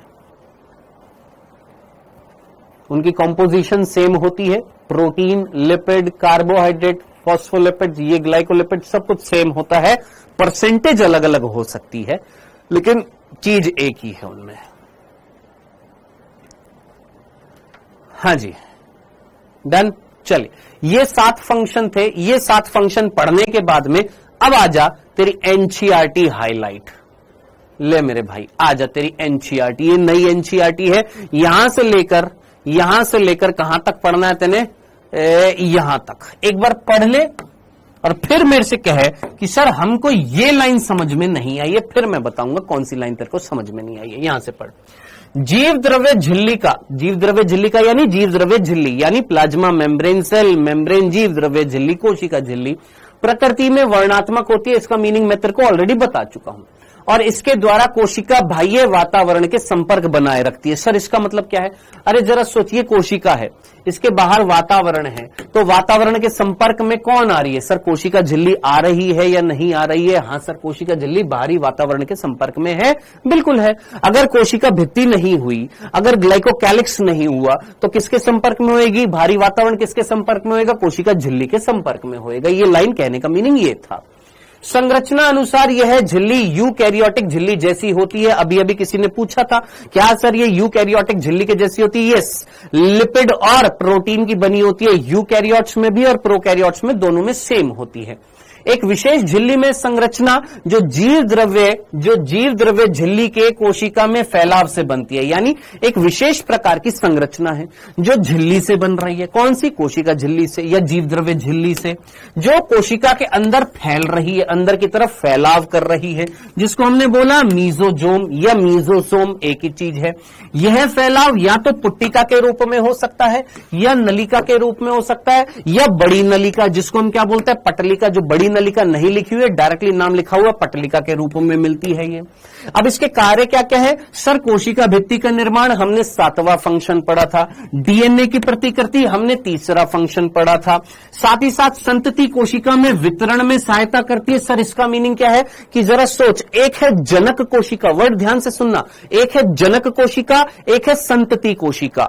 जनक कोशिका जब डिवाइड होती है तो क्या बनती है? संतति कोशिका। तो जरा सोच, जनक कोशिका से संतति कोशिका बनाने के लिए रिस्पॉन्सिबल कौन था? मीजोसोम। कोशिका विभाजन में हेल्प कर रही थी। तो इस लाइन का मीनिंग क्या हुआ? संतति कोशिका में वितरण का मतलब कि संतति कोशिका में बांटने के लिए रिस्पॉन्सिबल कौन था? मीजोसोम था। श्वसन कराने के लिए कौन रिस्पॉन्सिबल था? मीजोसोम था। स्त्रावण प्रक्रिया से संबंधित कौन था? सर मीजोसोम था। जीव द्रव्य झिल्ली के पृष्ठ क्षेत्र, पृष्ठ क्षेत्र का मतलब क्या है? सरफेस एरिया है यहां पर। अधर क्षेत्र, पृष्ठ क्षेत्र, ये मत सोचना सर अधर भाग कौन सा है, पृष्ठ भाग कौन सा है। यहां पर पृष्ठ क्षेत्र का मतलब क्या है? यहां पर सरफेस एरिया है कि सरफेस एरिया जो है वो बढ़ाने के लिए रिस्पॉन्सिबल कौन था आपका? ये आपकी कौन? मीजोजोम्स। एंजाइम की मात्रा को स्टोर कर कर बढ़ाने के लिए रिस्पॉन्सिबल कौन? मीजोजोम्स। ये था।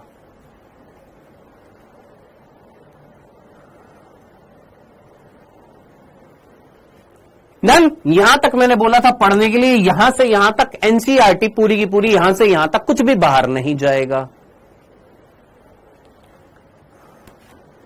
चले आगे, ये हमारा खत्म हुआ है क्या? मीजोजोम। हमने बोला था क्या कि भैया ये जो अंदर की तरफ जो मुड़ाव जो होता है, कोशिका झिल्ली जो अंदर की तरफ मुड़ती है वो दो तरीके की होती है। एक होता है मीजोजोम, जो हमने पूरा का पूरा पढ़ लिया मीजोजोम। अब बात करते हैं सर वर्ण की लवक। सर ये वर्ण की लवक क्या होते हैं? आइए नेक्स्ट जो दूसरा पढ़ने वाले हैं वो है वर्ण की लवक। देखिए इस हफ्ते टाइम जो है वो थोड़ा सा कम रहेगा। नेक्स्ट वीक से बायो की क्लास थोड़ी सी बड़ी हो जाएगी। रीजन भी सिंपल, क्योंकि बायो में मैं थोड़ा सा धीरे तो नहीं बोलूंगा, हाँ मतलब मेरे को थोड़ा ज्यादा टाइम चाहिए होता बायो को एक्सप्लेन करने के लिए, क्योंकि ना मैं प्रॉपर आपके कमेंट देख पाऊंगा, ना मैं प्रॉपर पढ़ा पाऊंगा। या तो कमेंट देखता रहूं या पढ़ाता रहूं। अगर कमेंट देखूंगा तो पढ़ाई नहीं होगी, और अगर पढ़ाऊंगा कमेंट नहीं देखूंगा तो आप फिर नाराज होते, सर आप हमारी बात नहीं सुनते, सर आपको हमारा कमेंट नहीं दिखाई देता। क्योंकि समय है मेरे पास सीमित, कितना? 1 घंटा 15 मिनट। अब इस 1 घंटे 15 मिनट में बहुत सारी चीजें बतानी है, बहुत सारी चीजों को एक्सप्लेन भी करना है। तो आप खुद सोचिए, इतनी मैच्योरिटी दिखाइए एक टीचर के नाते होने, मतलब एक स्टूडेंट के नाते इतनी रिस्पेक्ट दिखाइए कि टीचर अगर कुछ पढ़ा रहा है तो उसकी बात को सुन ले, समझ ले। क्योंकि 1 घंटे 15 मिनट में नीट का सिलेबस नहीं होता है, ज्यादा टाइम चाहिए होता है बायो को, ज्यादा एक्सेस में ज्यादा टाइम चाहिए होता है, उसको समझाना पड़ता है। चलिए जी, नेक्स्ट दूसरी चीज जो हम पढ़ रहे हैं वो पढ़ रहे हैं वर्ण की लवक। क्या पढ़ने वाले हैं? वर्ण की लवक। अब सर ये वर्ण की लवक क्या होता है? अंग्रेजी में बोला क्रोमैटोफोर। देखिए यहां पर जहां पर भी क्रोम वर्ड आता है, क्रोम का मतलब होता है वर्णक। याद रखना, जब भी आपको क्रोम वर्ड दिखाई दे, क्रोम का मतलब होता है वर्णक या रंग, और फोर का मतलब होता है घर। फोर FOR नहीं, PHORE, इसका मतलब होता है घर। ठीक है जी। तब आप मुझे बताइए एक ऐसा घर जिसमें क्या मिलेंगे? सर रंग मिलेंगे, वर्णक मिलेंगे। ऐसे घर को हम क्या बोलते हैं? क्रोमैटोफोर कहते हैं। तो ये तो हो गया मीनिंग। अब बात समझते हैं क्या? सर इधर देखिएगा, मैंने आपसे बोला कि भैया ये हमारी प्रोकैरियोटिक कोशिका, ये हमारी बैक्टीरिया है। इस बैक्टीरिया की ये कौन थी? सर कोशिका झिल्ली थी। अब इस कोशिका झिल्ली ने क्या किया? इस कोशिका झिल्ली ने ये भी अंदर की तरफ इस तरीके से मुड़ गई, और मुड़ने के बाद इसने यहां पर वर्णकों को स्टोर कर लिया। किसको स्टोर कर लिया? सर वर्णक पाए जा रहे हैं यहां पर, पिगमेंट्स पाए जा रहे हैं। क्या पाए जा रहे हैं गुरु? पिगमेंट्स पाए जा रहे हैं यहां पर, पिगमेंट्स, वर्णक पाए जा रहे हैं। जैसे क्लोरोफिल, जो नाम आपने सुना होगा, क्लोरोफिल है। यहां पर क्या पाए जा रहे हैं? सर वर्णक पाए जा रहे हैं। और ये वर्णक जो है ये हेल्प करने वाले हैं किस चीज में? सर फोटोसिंथेसिस में। किस चीज में हेल्प करेंगे? सर फोटोसिंथेसिस में हेल्प करेंगे, प्रकाश संश्लेषण में हेल्प करेंगे। इतनी तो 9th क्लास की चीज में एक्सपेक्ट कर सकता हूं कि आप जानते होंगे कि प्रकाश संश्लेषण, सिंपल सा मीनिंग, प्रकाश की उपस्थिति में भोजन का निर्माण, प्रकाश की उपस्थिति में संश्लेषण। क्या कहलाता है? प्रकाश संश्लेषण। सर क्रिया लिख दीजिए, 6 कार्बन डाइऑक्साइड 12 जल के अणु चाहिए होते हैं, प्रकाश की उपस्थिति चाहिए होती है, और वर्णक चाहिए होते हैं। और क्या बनता है? सर ग्लूकोज बनता है। और क्या निकलती है? सर ऑक्सीजन निकल जाती है, 6 जल के अणु निकल जाते हैं। इस पूरी रिएक्शन को जो पहले से जानते हैं अच्छी बात है, जो नहीं जानते आज की आज में घोट कर पी जाना। किस चीज को? इस रिएक्शन को। ये कौन है? सर ये फोटोसिंथेसिस है। इस प्रक्रिया को हम क्या बोलते हैं? सर प्रकाश संश्लेषण बोलते हैं। और मैं इतनी श्योरिटी के साथ कह सकता हूं, आप में से कुछ 2 से 3% बच्चे लास्ट टाइम तक भी ये रिएक्शन याद नहीं कर पाएंगे। क्या करेंगे? आपसे पूछूंगा प्रकाश संश्लेषण क्या होता है, ये रिएक्शन दे देंगे। कौन सी? ये वाली। सर ग्लूकोज को तोड़ दीजिए ऑक्सीजन की उपस्थिति में, ये जो रिएक्शन होती है ये प्रकाश। अरे बांगड़ू, ये है श्वसन, जहां पर ATP बनती है। यह है प्रकाश संश्लेषण, जहां कोई एटीपी नहीं बनती है, भोजन बनता है, ग्लूकोज बनता है। तो ये अपने दिमाग में फिट कर लेना, ठीक है। क्वेश्चन अभी बता रहा हूं, क्वेश्चन अभी टाइम नहीं हुआ है, चलो हो गया है, क्वेश्चन अभी करवा रहा हूं, रुक जाओ, ठीक है। यहां तक की बात समझ में आ गई है। तो ये प्रकाश संश्लेषण इन वर्णकों की सहायता से होता है। ये वर्णक कहां पर मिल रहे हैं? इस घर में मिल रहे हैं, इस अंतर्वलन में मिल रहे हैं। ये जो अंतर्वलन जो था, ये जो अंतर्वलन जो आपको दिखाई दे रहा है, इस अंतर्वलन को हम क्या नाम देते हैं? इसी को हम बोलते हैं वर्णकी लवक, अंग्रेजी में बोलते हैं क्रोमैटोफोर।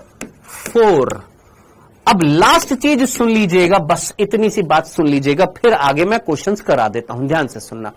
देखिए, यूकैरियोटिक कोशिका में, अभी तो हम प्रोकैरियोटिक की बात कर रहे हैं, आगे चलकर यूकैरियोटिक कोशिका जब हम पढ़ेंगे तो उस यूकैरियोटिक सेल के अंदर, उस यूकैरियोटिक सेल के अंदर एक कोशिकांग पाया जाता है जिसका नाम होता है लवक।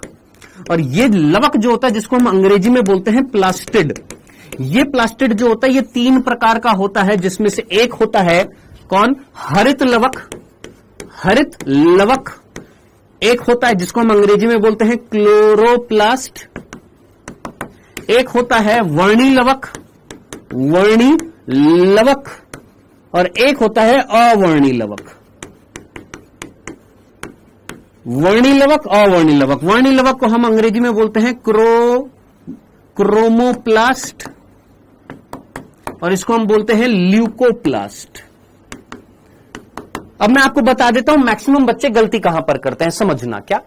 ये लवक के जो 3 प्रकार हैं, ये पाए जाते हैं यूकैरियोटिक कोशिका में। हिंदी मीडियम में मिस्टेक कहां पर होती है, बच्चे कंफ्यूज कहां पर हो जाते हैं? इस वर्ड में, वर्ण की लवक, वर्ण की लवक और वर्णी लवक। कुछ मिलता जुलता सा लग रहा है? हां सर। वर्णी लवक किसका प्रकार है? लवक का, जो किसमें मिलते हैं? यूकैरियोटिक कोशिका में। वर्ण की लवक, जिसको अंग्रेजी में हमने बोला था क्रोमैटोफोर, ये यूकैरियोटिक कोशिका में नहीं पाया जाता, ये सिर्फ और सिर्फ प्रोकैरियोटिक कोशिका में पाए जाते हैं। ध्यान से सुन ले, चांटा लगा दूंगा यहां पर, क्वेश्चन करा दो, क्वेश्चन करा दो। जो चीज पढ़ा रहा हूं उस पर ध्यान नहीं है तेरा, बिल्कुल यार, हद पार कर रखी है बिल्कुल। कोई चीज बता रहा हूं कि बहुत इंपॉर्टेंट है, उसको सुन ले, नहीं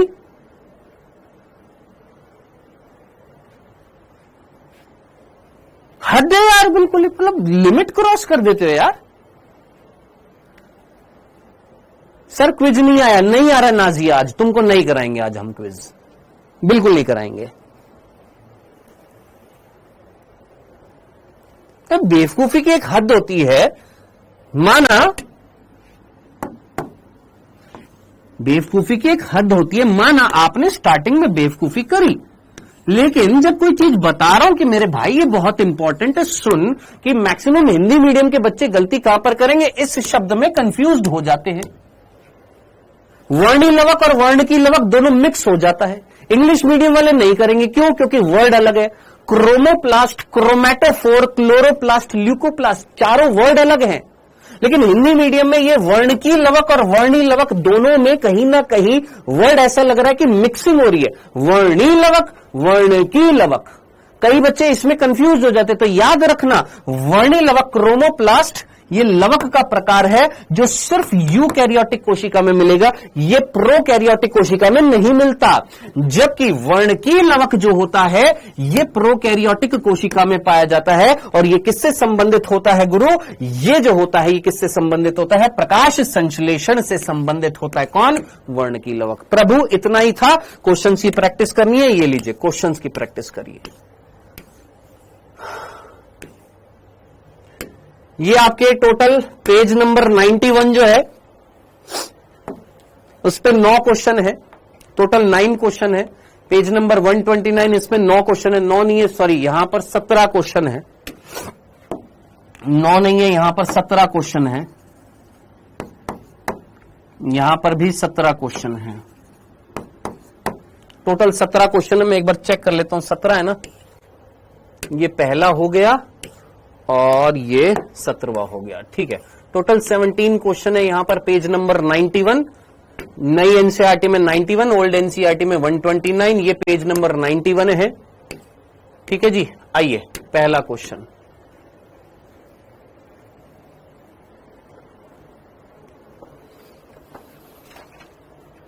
अब कल से ना मैं कमेंट्स नहीं देखूंगा, मैं सिर्फ पढ़ाऊंगा, जिसको पढ़ना है वो पढ़ेगा। तो मैंने देख लिया यार आप लोग बिल्कुल यार मतलब इररिलेवेंट मैसेज करते हैं, इररिलेवेंट, जिसका ना सिर है ना पैर है।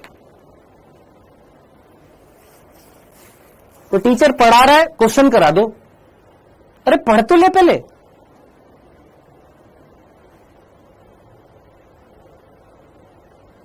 हाँ जी, प्रोकैरियोटिक मीजोसोम निम्नलिखित में सहायता नहीं करते हैं। हाँ जी, सानवी शर्मा कह रही है सर पहला आंसर, बहुत बढ़िया।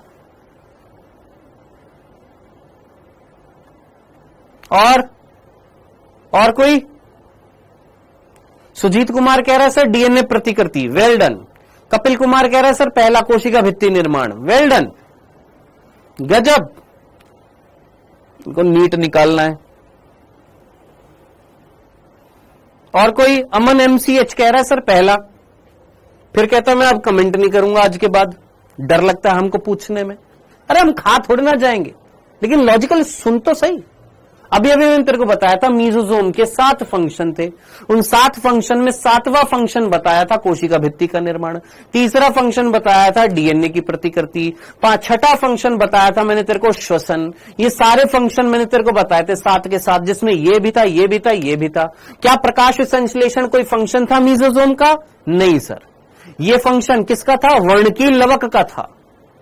आंसर क्या होगा इसका? प्रकाश संश्लेषण।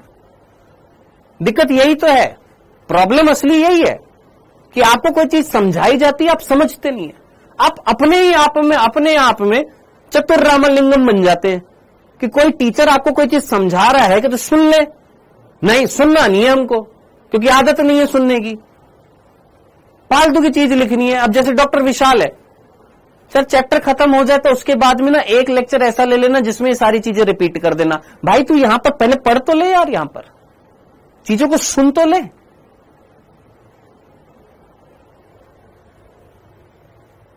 करिए इसको।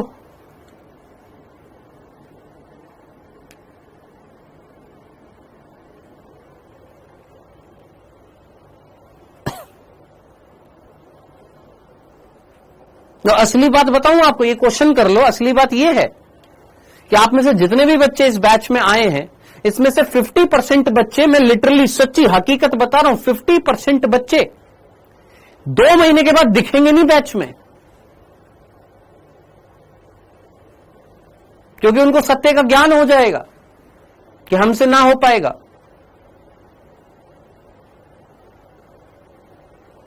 फिर वो ब्लेम करेंगे किस पे? टीचर पर। सच्ची बता रहा हूं, हमको ये समझ में नहीं आ रहा, हमको ये नहीं हो रहा, हमको वो नहीं हो रहा। असलियत उनकी क्या है? पढ़ना चाहते नहीं है, ऊट पटांग कमेंट्स करने। जो टीचर कह रहा है कि सुन ले, नहीं वो नहीं करना है, आलतू फालतू अंट शंट चीजें लिखनी है। हकीकत ये है। फिर लास्ट टाइम आता है, फिर जोश चढ़ता, हां हम करेंगे। अब इसका आंसर बताएगा कोई? क्या आंसर है इसका? सेकंड का आंसर कर दिया। क्या आंसर है? Gram negative bacteria. कौन पूछा था? वर्णकीय लवक। ग्राम नेगेटिव बैक्टीरिया की लिपोपॉलीसेकेराइड परत में उपस्थित। क्या ऐसा हमने कुछ पढ़ा? अभी वर्णकीय लवक जो होता है ग्राम नेगेटिव बैक्टीरिया की लिपोपॉलीसेकेराइड परत में होते नहीं। प्रदीप्ति बैक्टीरिया में उपस्थित रंगीन पिगमेंट। तुमने यहां पर वर्ड देखा रंगीन पिगमेंट, आंख बंद करके तुमने आंसर लगा दिया होगा सेकंड, है ना? आंख बंद करके आंसर लगा दिया होगा सर सेकंड। अब देखो, अपने आंसर से मत पलटना। मेरे को पता है 50% से ज्यादा बच्चों ने इसका आंसर सेकंड लगाया है। क्यों लगाया है? क्योंकि तुमने सिर्फ यहां पर इस वर्ड पर फोकस किया, रंगीन पिगमेंट, रंगीन वर्णक। और अभी हमने वर्ण की लवक पढ़ा था, वर्ण की लवक में यही तो था, क्या? पिगमेंट, वर्णक। तुमने यही देखा, तुमने आंसर लगा दिया सेकंड, है ना? चलो आगे बढ़ते। प्रोकैरियोटिक कोशिकाओं में वसा संग्रहित करने वाली पुट्टिका, ये तो होएगा नहीं, क्योंकि पुट्टिका में वसा तो संग्रहित हो ही नहीं रही थी, है ना? ये तो होगा नहीं। अब अच्छा चौथा, साइनोबैक्टीरिया में झिल्ली का विस्तारण। अभी मैंने तेरे को बताया था वर्ण की लवक किसमें पाए जा रहे थे। सोच, ये वर्ण की लवक मैंने तेरे को कहां पर बताए थे, जरा दिमाग लगा। ये वर्ण की लवक कहां पर बताए थे मैंने तेरे को? सर वर्ण की लवक साइनोबैक्टीरिया। ब्लू ग्रीन एल्गी को क्या बोलते हैं? सर आपने ये नहीं बताया, पहली या दूसरी क्लास में बता दिया था। ब्लू ग्रीन एल्गी को हम क्या बोलते हैं? साइनोबैक्टीरिया बोलते हैं। ब्लू ग्रीन एल्गी को, नील हरित शैवाल को क्या बोलते हैं? साइनोबैक्टीरिया। हरे बैक्टीरिया, बैंगनी बैक्टीरिया, साइनोबैक्टीरिया, नील हरित शैवाल, इसमें क्या पाई जा रही थी? वर्ण की लवक पाया जा रहा था। चल भाई, क्या पाया जा रहा था? सर वर्ण की लवक पाया जा रहा था। दूसरा प्रश्न तेरा ये था कि साइनोबैक्टीरिया, जिसको हम क्या बोलते हैं? ब्लू ग्रीन एल्गी, उसमें झिल्ली का विस्तारण पाया जाता है। देख तेरी एनसीईआरटी में ऐसा कहीं लिखा हुआ है, देख तेरी एनसीईआरटी में कहीं लिखा हुआ है, नील हरित जीवाणु लिखा हुआ है। नील हरित जीवाणु के कोशिका द्रव्य में झिल्ली में विस्तारण होता है, और उसी झिल्ली में विस्तारण को हम क्या बोलते हैं? वर्ण। तेरे एनसीईआरटी की लाइन है ये, और उसी एनसीईआरटी की लाइन को मैंने यहां पर दूसरे क्वेश्चन में लिखा है यहां पर। तो आंसर क्या होगा इसका? फोर्थ होएगा। Fourth is the correct answer. लेकिन सर सेकंड क्यों नहीं है? जरा वर्ड ध्यान से सुन। क्या वर्ण की लवक पिगमेंट थे? सेकंड स्टेटमेंट को पढ़, पूरा ध्यान से पढ़। सेकंड स्टेटमेंट बोल रहा है कि वर्ण की लवक प्रदीप्ति बैक्टीरिया में उपस्थित रंगीन पिगमेंट है। क्या वर्ण की लवक पिगमेंट है या पिगमेंट को स्टोर कर रहे हैं? सोचो। क्या वर्ण की लवक ऐसे बैक्टीरिया जो जगमगाते हैं, प्रदीप्ति का मतलब होता है ल्यूमिनिसेंस, ल्यूमिनिसेंस का मतलब होता है जगमगाना, ऐसे बैक्टीरिया जो जगमगाते हैं उनके अंदर रंगीन पिगमेंट होते हैं। क्या वर्ण की लवक पिगमेंट है या पिगमेंट को स्टोर कर रहे हैं? सोचो, दिमाग लगाओ। क्या वर्ण की लवक पिगमेंट है या पिगमेंट को स्टोर कर रहे हैं? सर स्टोर कर रहे हैं, तो ये कैसे हो गया सेकंड? इसलिए बोला जाता है कि सिर्फ एक वर्ड पर देखकर आंसर मत दिया करो, चारों ऑप्शंस को ध्यान से देखा करो। कर दी ना गलती? और ये एनसीईआरटी बेस्ड क्वेश्चन है। इसलिए बोला जाता है प्रभु कि टीचर अगर कोई चीज कह रहा है तो उसको सुना करो। हम फालतू में यहां पर क्लास में ज्ञान नहीं बांटते हैं। तुमको बार बार हम तुमको लगता होगा कि डांट रहे हैं या ये कर रहे हैं, तुमको समझाने की कोशिश कर रहे हैं कि प्लीज फोकस कहां पर करना है? पहले पढ़ो, सुनो, समझो। ये जो तुम्हारे छोटू मोटू से डाउट निकलते हैं, बेवजह के डाउट हैं, इलॉजिकल डाउट्स हैं। क्योंकि अगर ध्यान से सुनोगे तो इलॉजिकल डाउट्स ही आएंगे, लॉजिकल डाउट्स नहीं आएगा। और पढ़ने के बाद में अगर ऐसे क्वेश्चन करोगे और क्वेश्चन करने के बाद में गलती करोगे तो तुमको पता लगेगा हां मैंने ध्यान से नहीं सुना था। अब अगर क्लास में ऐसे डाउट्स पूछोगे, सर ये क्वेश्चन हमें कॉपी में लिखने हैं, सर आप पोल क्यों नहीं ला रहे हो? वहां पर नीट का एग्जाम देने जाएगा, वहां तेरे को क्लास में पोल मिलेगा क्या? नीट का एग्जाम ऑनलाइन है, ऑफलाइन है ना? तो ट्राई कर अपनी कॉपी में आंसर करने की। नेक्स्ट, तीसरा, कुछ साइनोबैक्टीरिया में पिगमेंट युक्त झिल्ली विस्तार होता है, क्या कहलाती हैं ये? सर जीवाणु को मतपजीवी कैसे बोला आपने? मुंह से बोला बेटा, जीवाणुओं को मृतोपजीवी। एक काम करना, अपने घर पर एक ब्रेड को या एक रोटी को रख देना 10-12 दिन के लिए, ठीक है? या एक चींटी या मकोड़ा अगर मरा पड़ा है, कोई जीव मरा पड़ा है तो उसको रख देना। 10-12 दिन बाद देखना वो सड़ने लग जाएगा। कौन सड़ा रहा है? जीवाणु जो वातावरण में मिल रहे हैं वो उसको सड़ा रहे हैं, उस गले सड़े पदार्थ से पोषण ले रहे हैं। डेड बॉडी सड़ने लग जाती है। क्यों सड़ने लग जाती है? जीवाणु उसको सड़ाते हैं। जीवाणु के साथ साथ कवक भी सड़ाती है। तो जीवाणु और कवक ये आपके मृतोपजीवी होते हैं जो मृत पदार्थों से पोषण लेते हैं। ठीक है प्रभु, चलिए इसका आंसर ये सिंपल सा था, इसमें कोई गलती नहीं होनी चाहिए। कुछ साइनोबैक्टीरिया जिनमें पिगमेंट युक्त झिल्ली विस्तार करती है, अभी अभी हमने देखा था, उनको हम क्या बोलते हैं? क्रोमैटोफोर कहते हैं। सिंपल सा था। चौथा, गलत मिलान करना है, अगर आप कर सकते हैं तो करिए। वैसे ये अभी पढ़ाया नहीं है, आएगा। अगर फिर भी कर सकते तो बहुत इजी है, 9th क्लास के लेवल का ये क्वेश्चन। सर ये तो आपने पढ़ाया नहीं, ये वाला मैंने नहीं पढ़ाया आपको, क्रोमेटोफोर नहीं पढ़ाया मैंने आपको। लल्लू लाल कह रहा है सर क्रोमेटोफोर तो आपने पढ़ाया नहीं। वाह भाई वाह, गजब, सही खेला चल रहा है, बहुत ही बढ़िया। हाँ ये वाला मैंने अभी नहीं पढ़ाया है, लेकिन पिछले वाला क्वेश्चन में पढ़ा चुका हूं, क्रोमेटोफोर, जिसको हमने वर्ण की लवक बोला था। ये वाला अगर कर सकते तो करिए, नहीं कर पाएंगे तो कोई दिक्कत नहीं है। वैसे बहुत सिंपल सा है, 9th क्लास में आ जाता है। सर पूरे साल यही टीचर रहेंगे, बदलेंगे तो नहीं, कल ही बदल जाएंगे सब, कल जो है सब बदल जाएगा सब। हे भगवान मेरी मां, बेटा नहीं बदलेंगे, जो हैं वो पढ़ा रहे हैं, नहीं बदल रहे, ठीक है? प्लीज रिक्वेस्ट है मेरे भाई, मत स्पैम कर ध्रुव भाई। हाँ जी, ये एक पादप कोशिका है और इस पादप कोशिका का 90% पोर्शन जो होता है एक बड़ी सी रसधानी होती है। ये एक बड़ी सी रसधानी होती है जिसको हम केंद्रीय रसधानी बोलते हैं, जो किसमें पाई जाती है? पादप कोशिका में पाई जाती है, प्राणी कोशिका में नहीं पाई जाती है। हालांकि ये पढ़ाना था, आएगा कल आएगा, तो आंसर क्या हो जाएगा इसका? सेकंड हो जाएगा। डन, क्लियर है? अब ये थे 4 सवाल, एक आखिरी 5वां करा रहा हूं। 10 सवाल मैं आपको होमवर्क के रूप में दे रहा हूं, क्या आप करेंगे? पता है मेरे को टाइम हो गया। 10 सवाल होमवर्क के रूप में, वो वाला होमवर्क नहीं आएगा, टीचर स्लाइड में होमवर्क आएगा, मतलब वो वाला क्लिक वाला ऑप्शन वाला नहीं आएगा होमवर्क। आपके पास में जो पीडीएफ आएगी टीचर स्लाइड, इसी के अंदर आपके 10 क्वेश्चंस होंगे, मतलब 5वें के बाद ये 5वां है, इसके बाद में 10 और सवाल होंगे, वो आपने खुद करने हैं।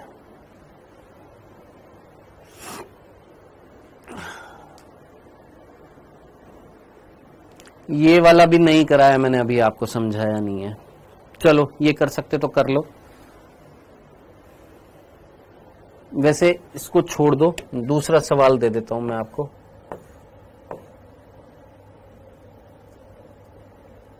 ये वाला कर लो, छठा, ये वाला सवाल कर लो। निम्नलिखित में से कौन सा प्रोकैरियोट्स में पाया जाने वाला अंतःवृष्ट पिंड नहीं है? सर बायोलॉजी के लिए एनसीईआरटी फिंगर टिप्स बुक कैसा रहेगा? घटिया रहेगा एकदम। यहां हम बावले हैं, तुमको यहां पर खुद क्वेश्चन लिख लिख के तुमको प्रैक्टिस करा रहे हैं, हम पागल हैं? कोई बुक नहीं लेनी है, जो मैं सवाल करा रहा हूं सवाल कर, एनसीईआरटी पढ़, सवाल कर, खत्म। ये जो सवाल करा रहा हूं इसके 4-4 हजार रुपए लोग ले रहे हैं बैचेस बना बना के, इन क्वेश्चंस की प्रैक्टिस कराने के।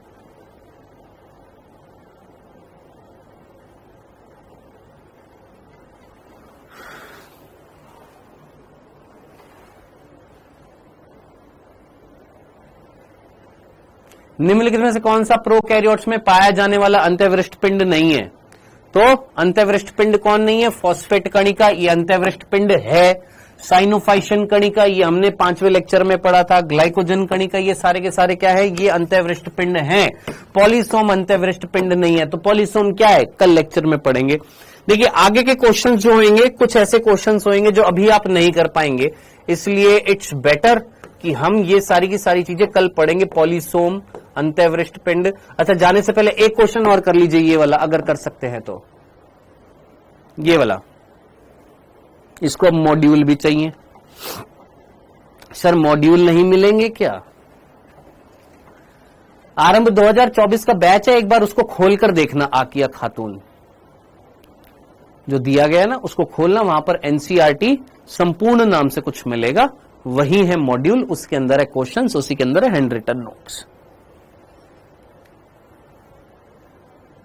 निम्नलिखित में से कितने जगत यूकैरियोटिक हैं?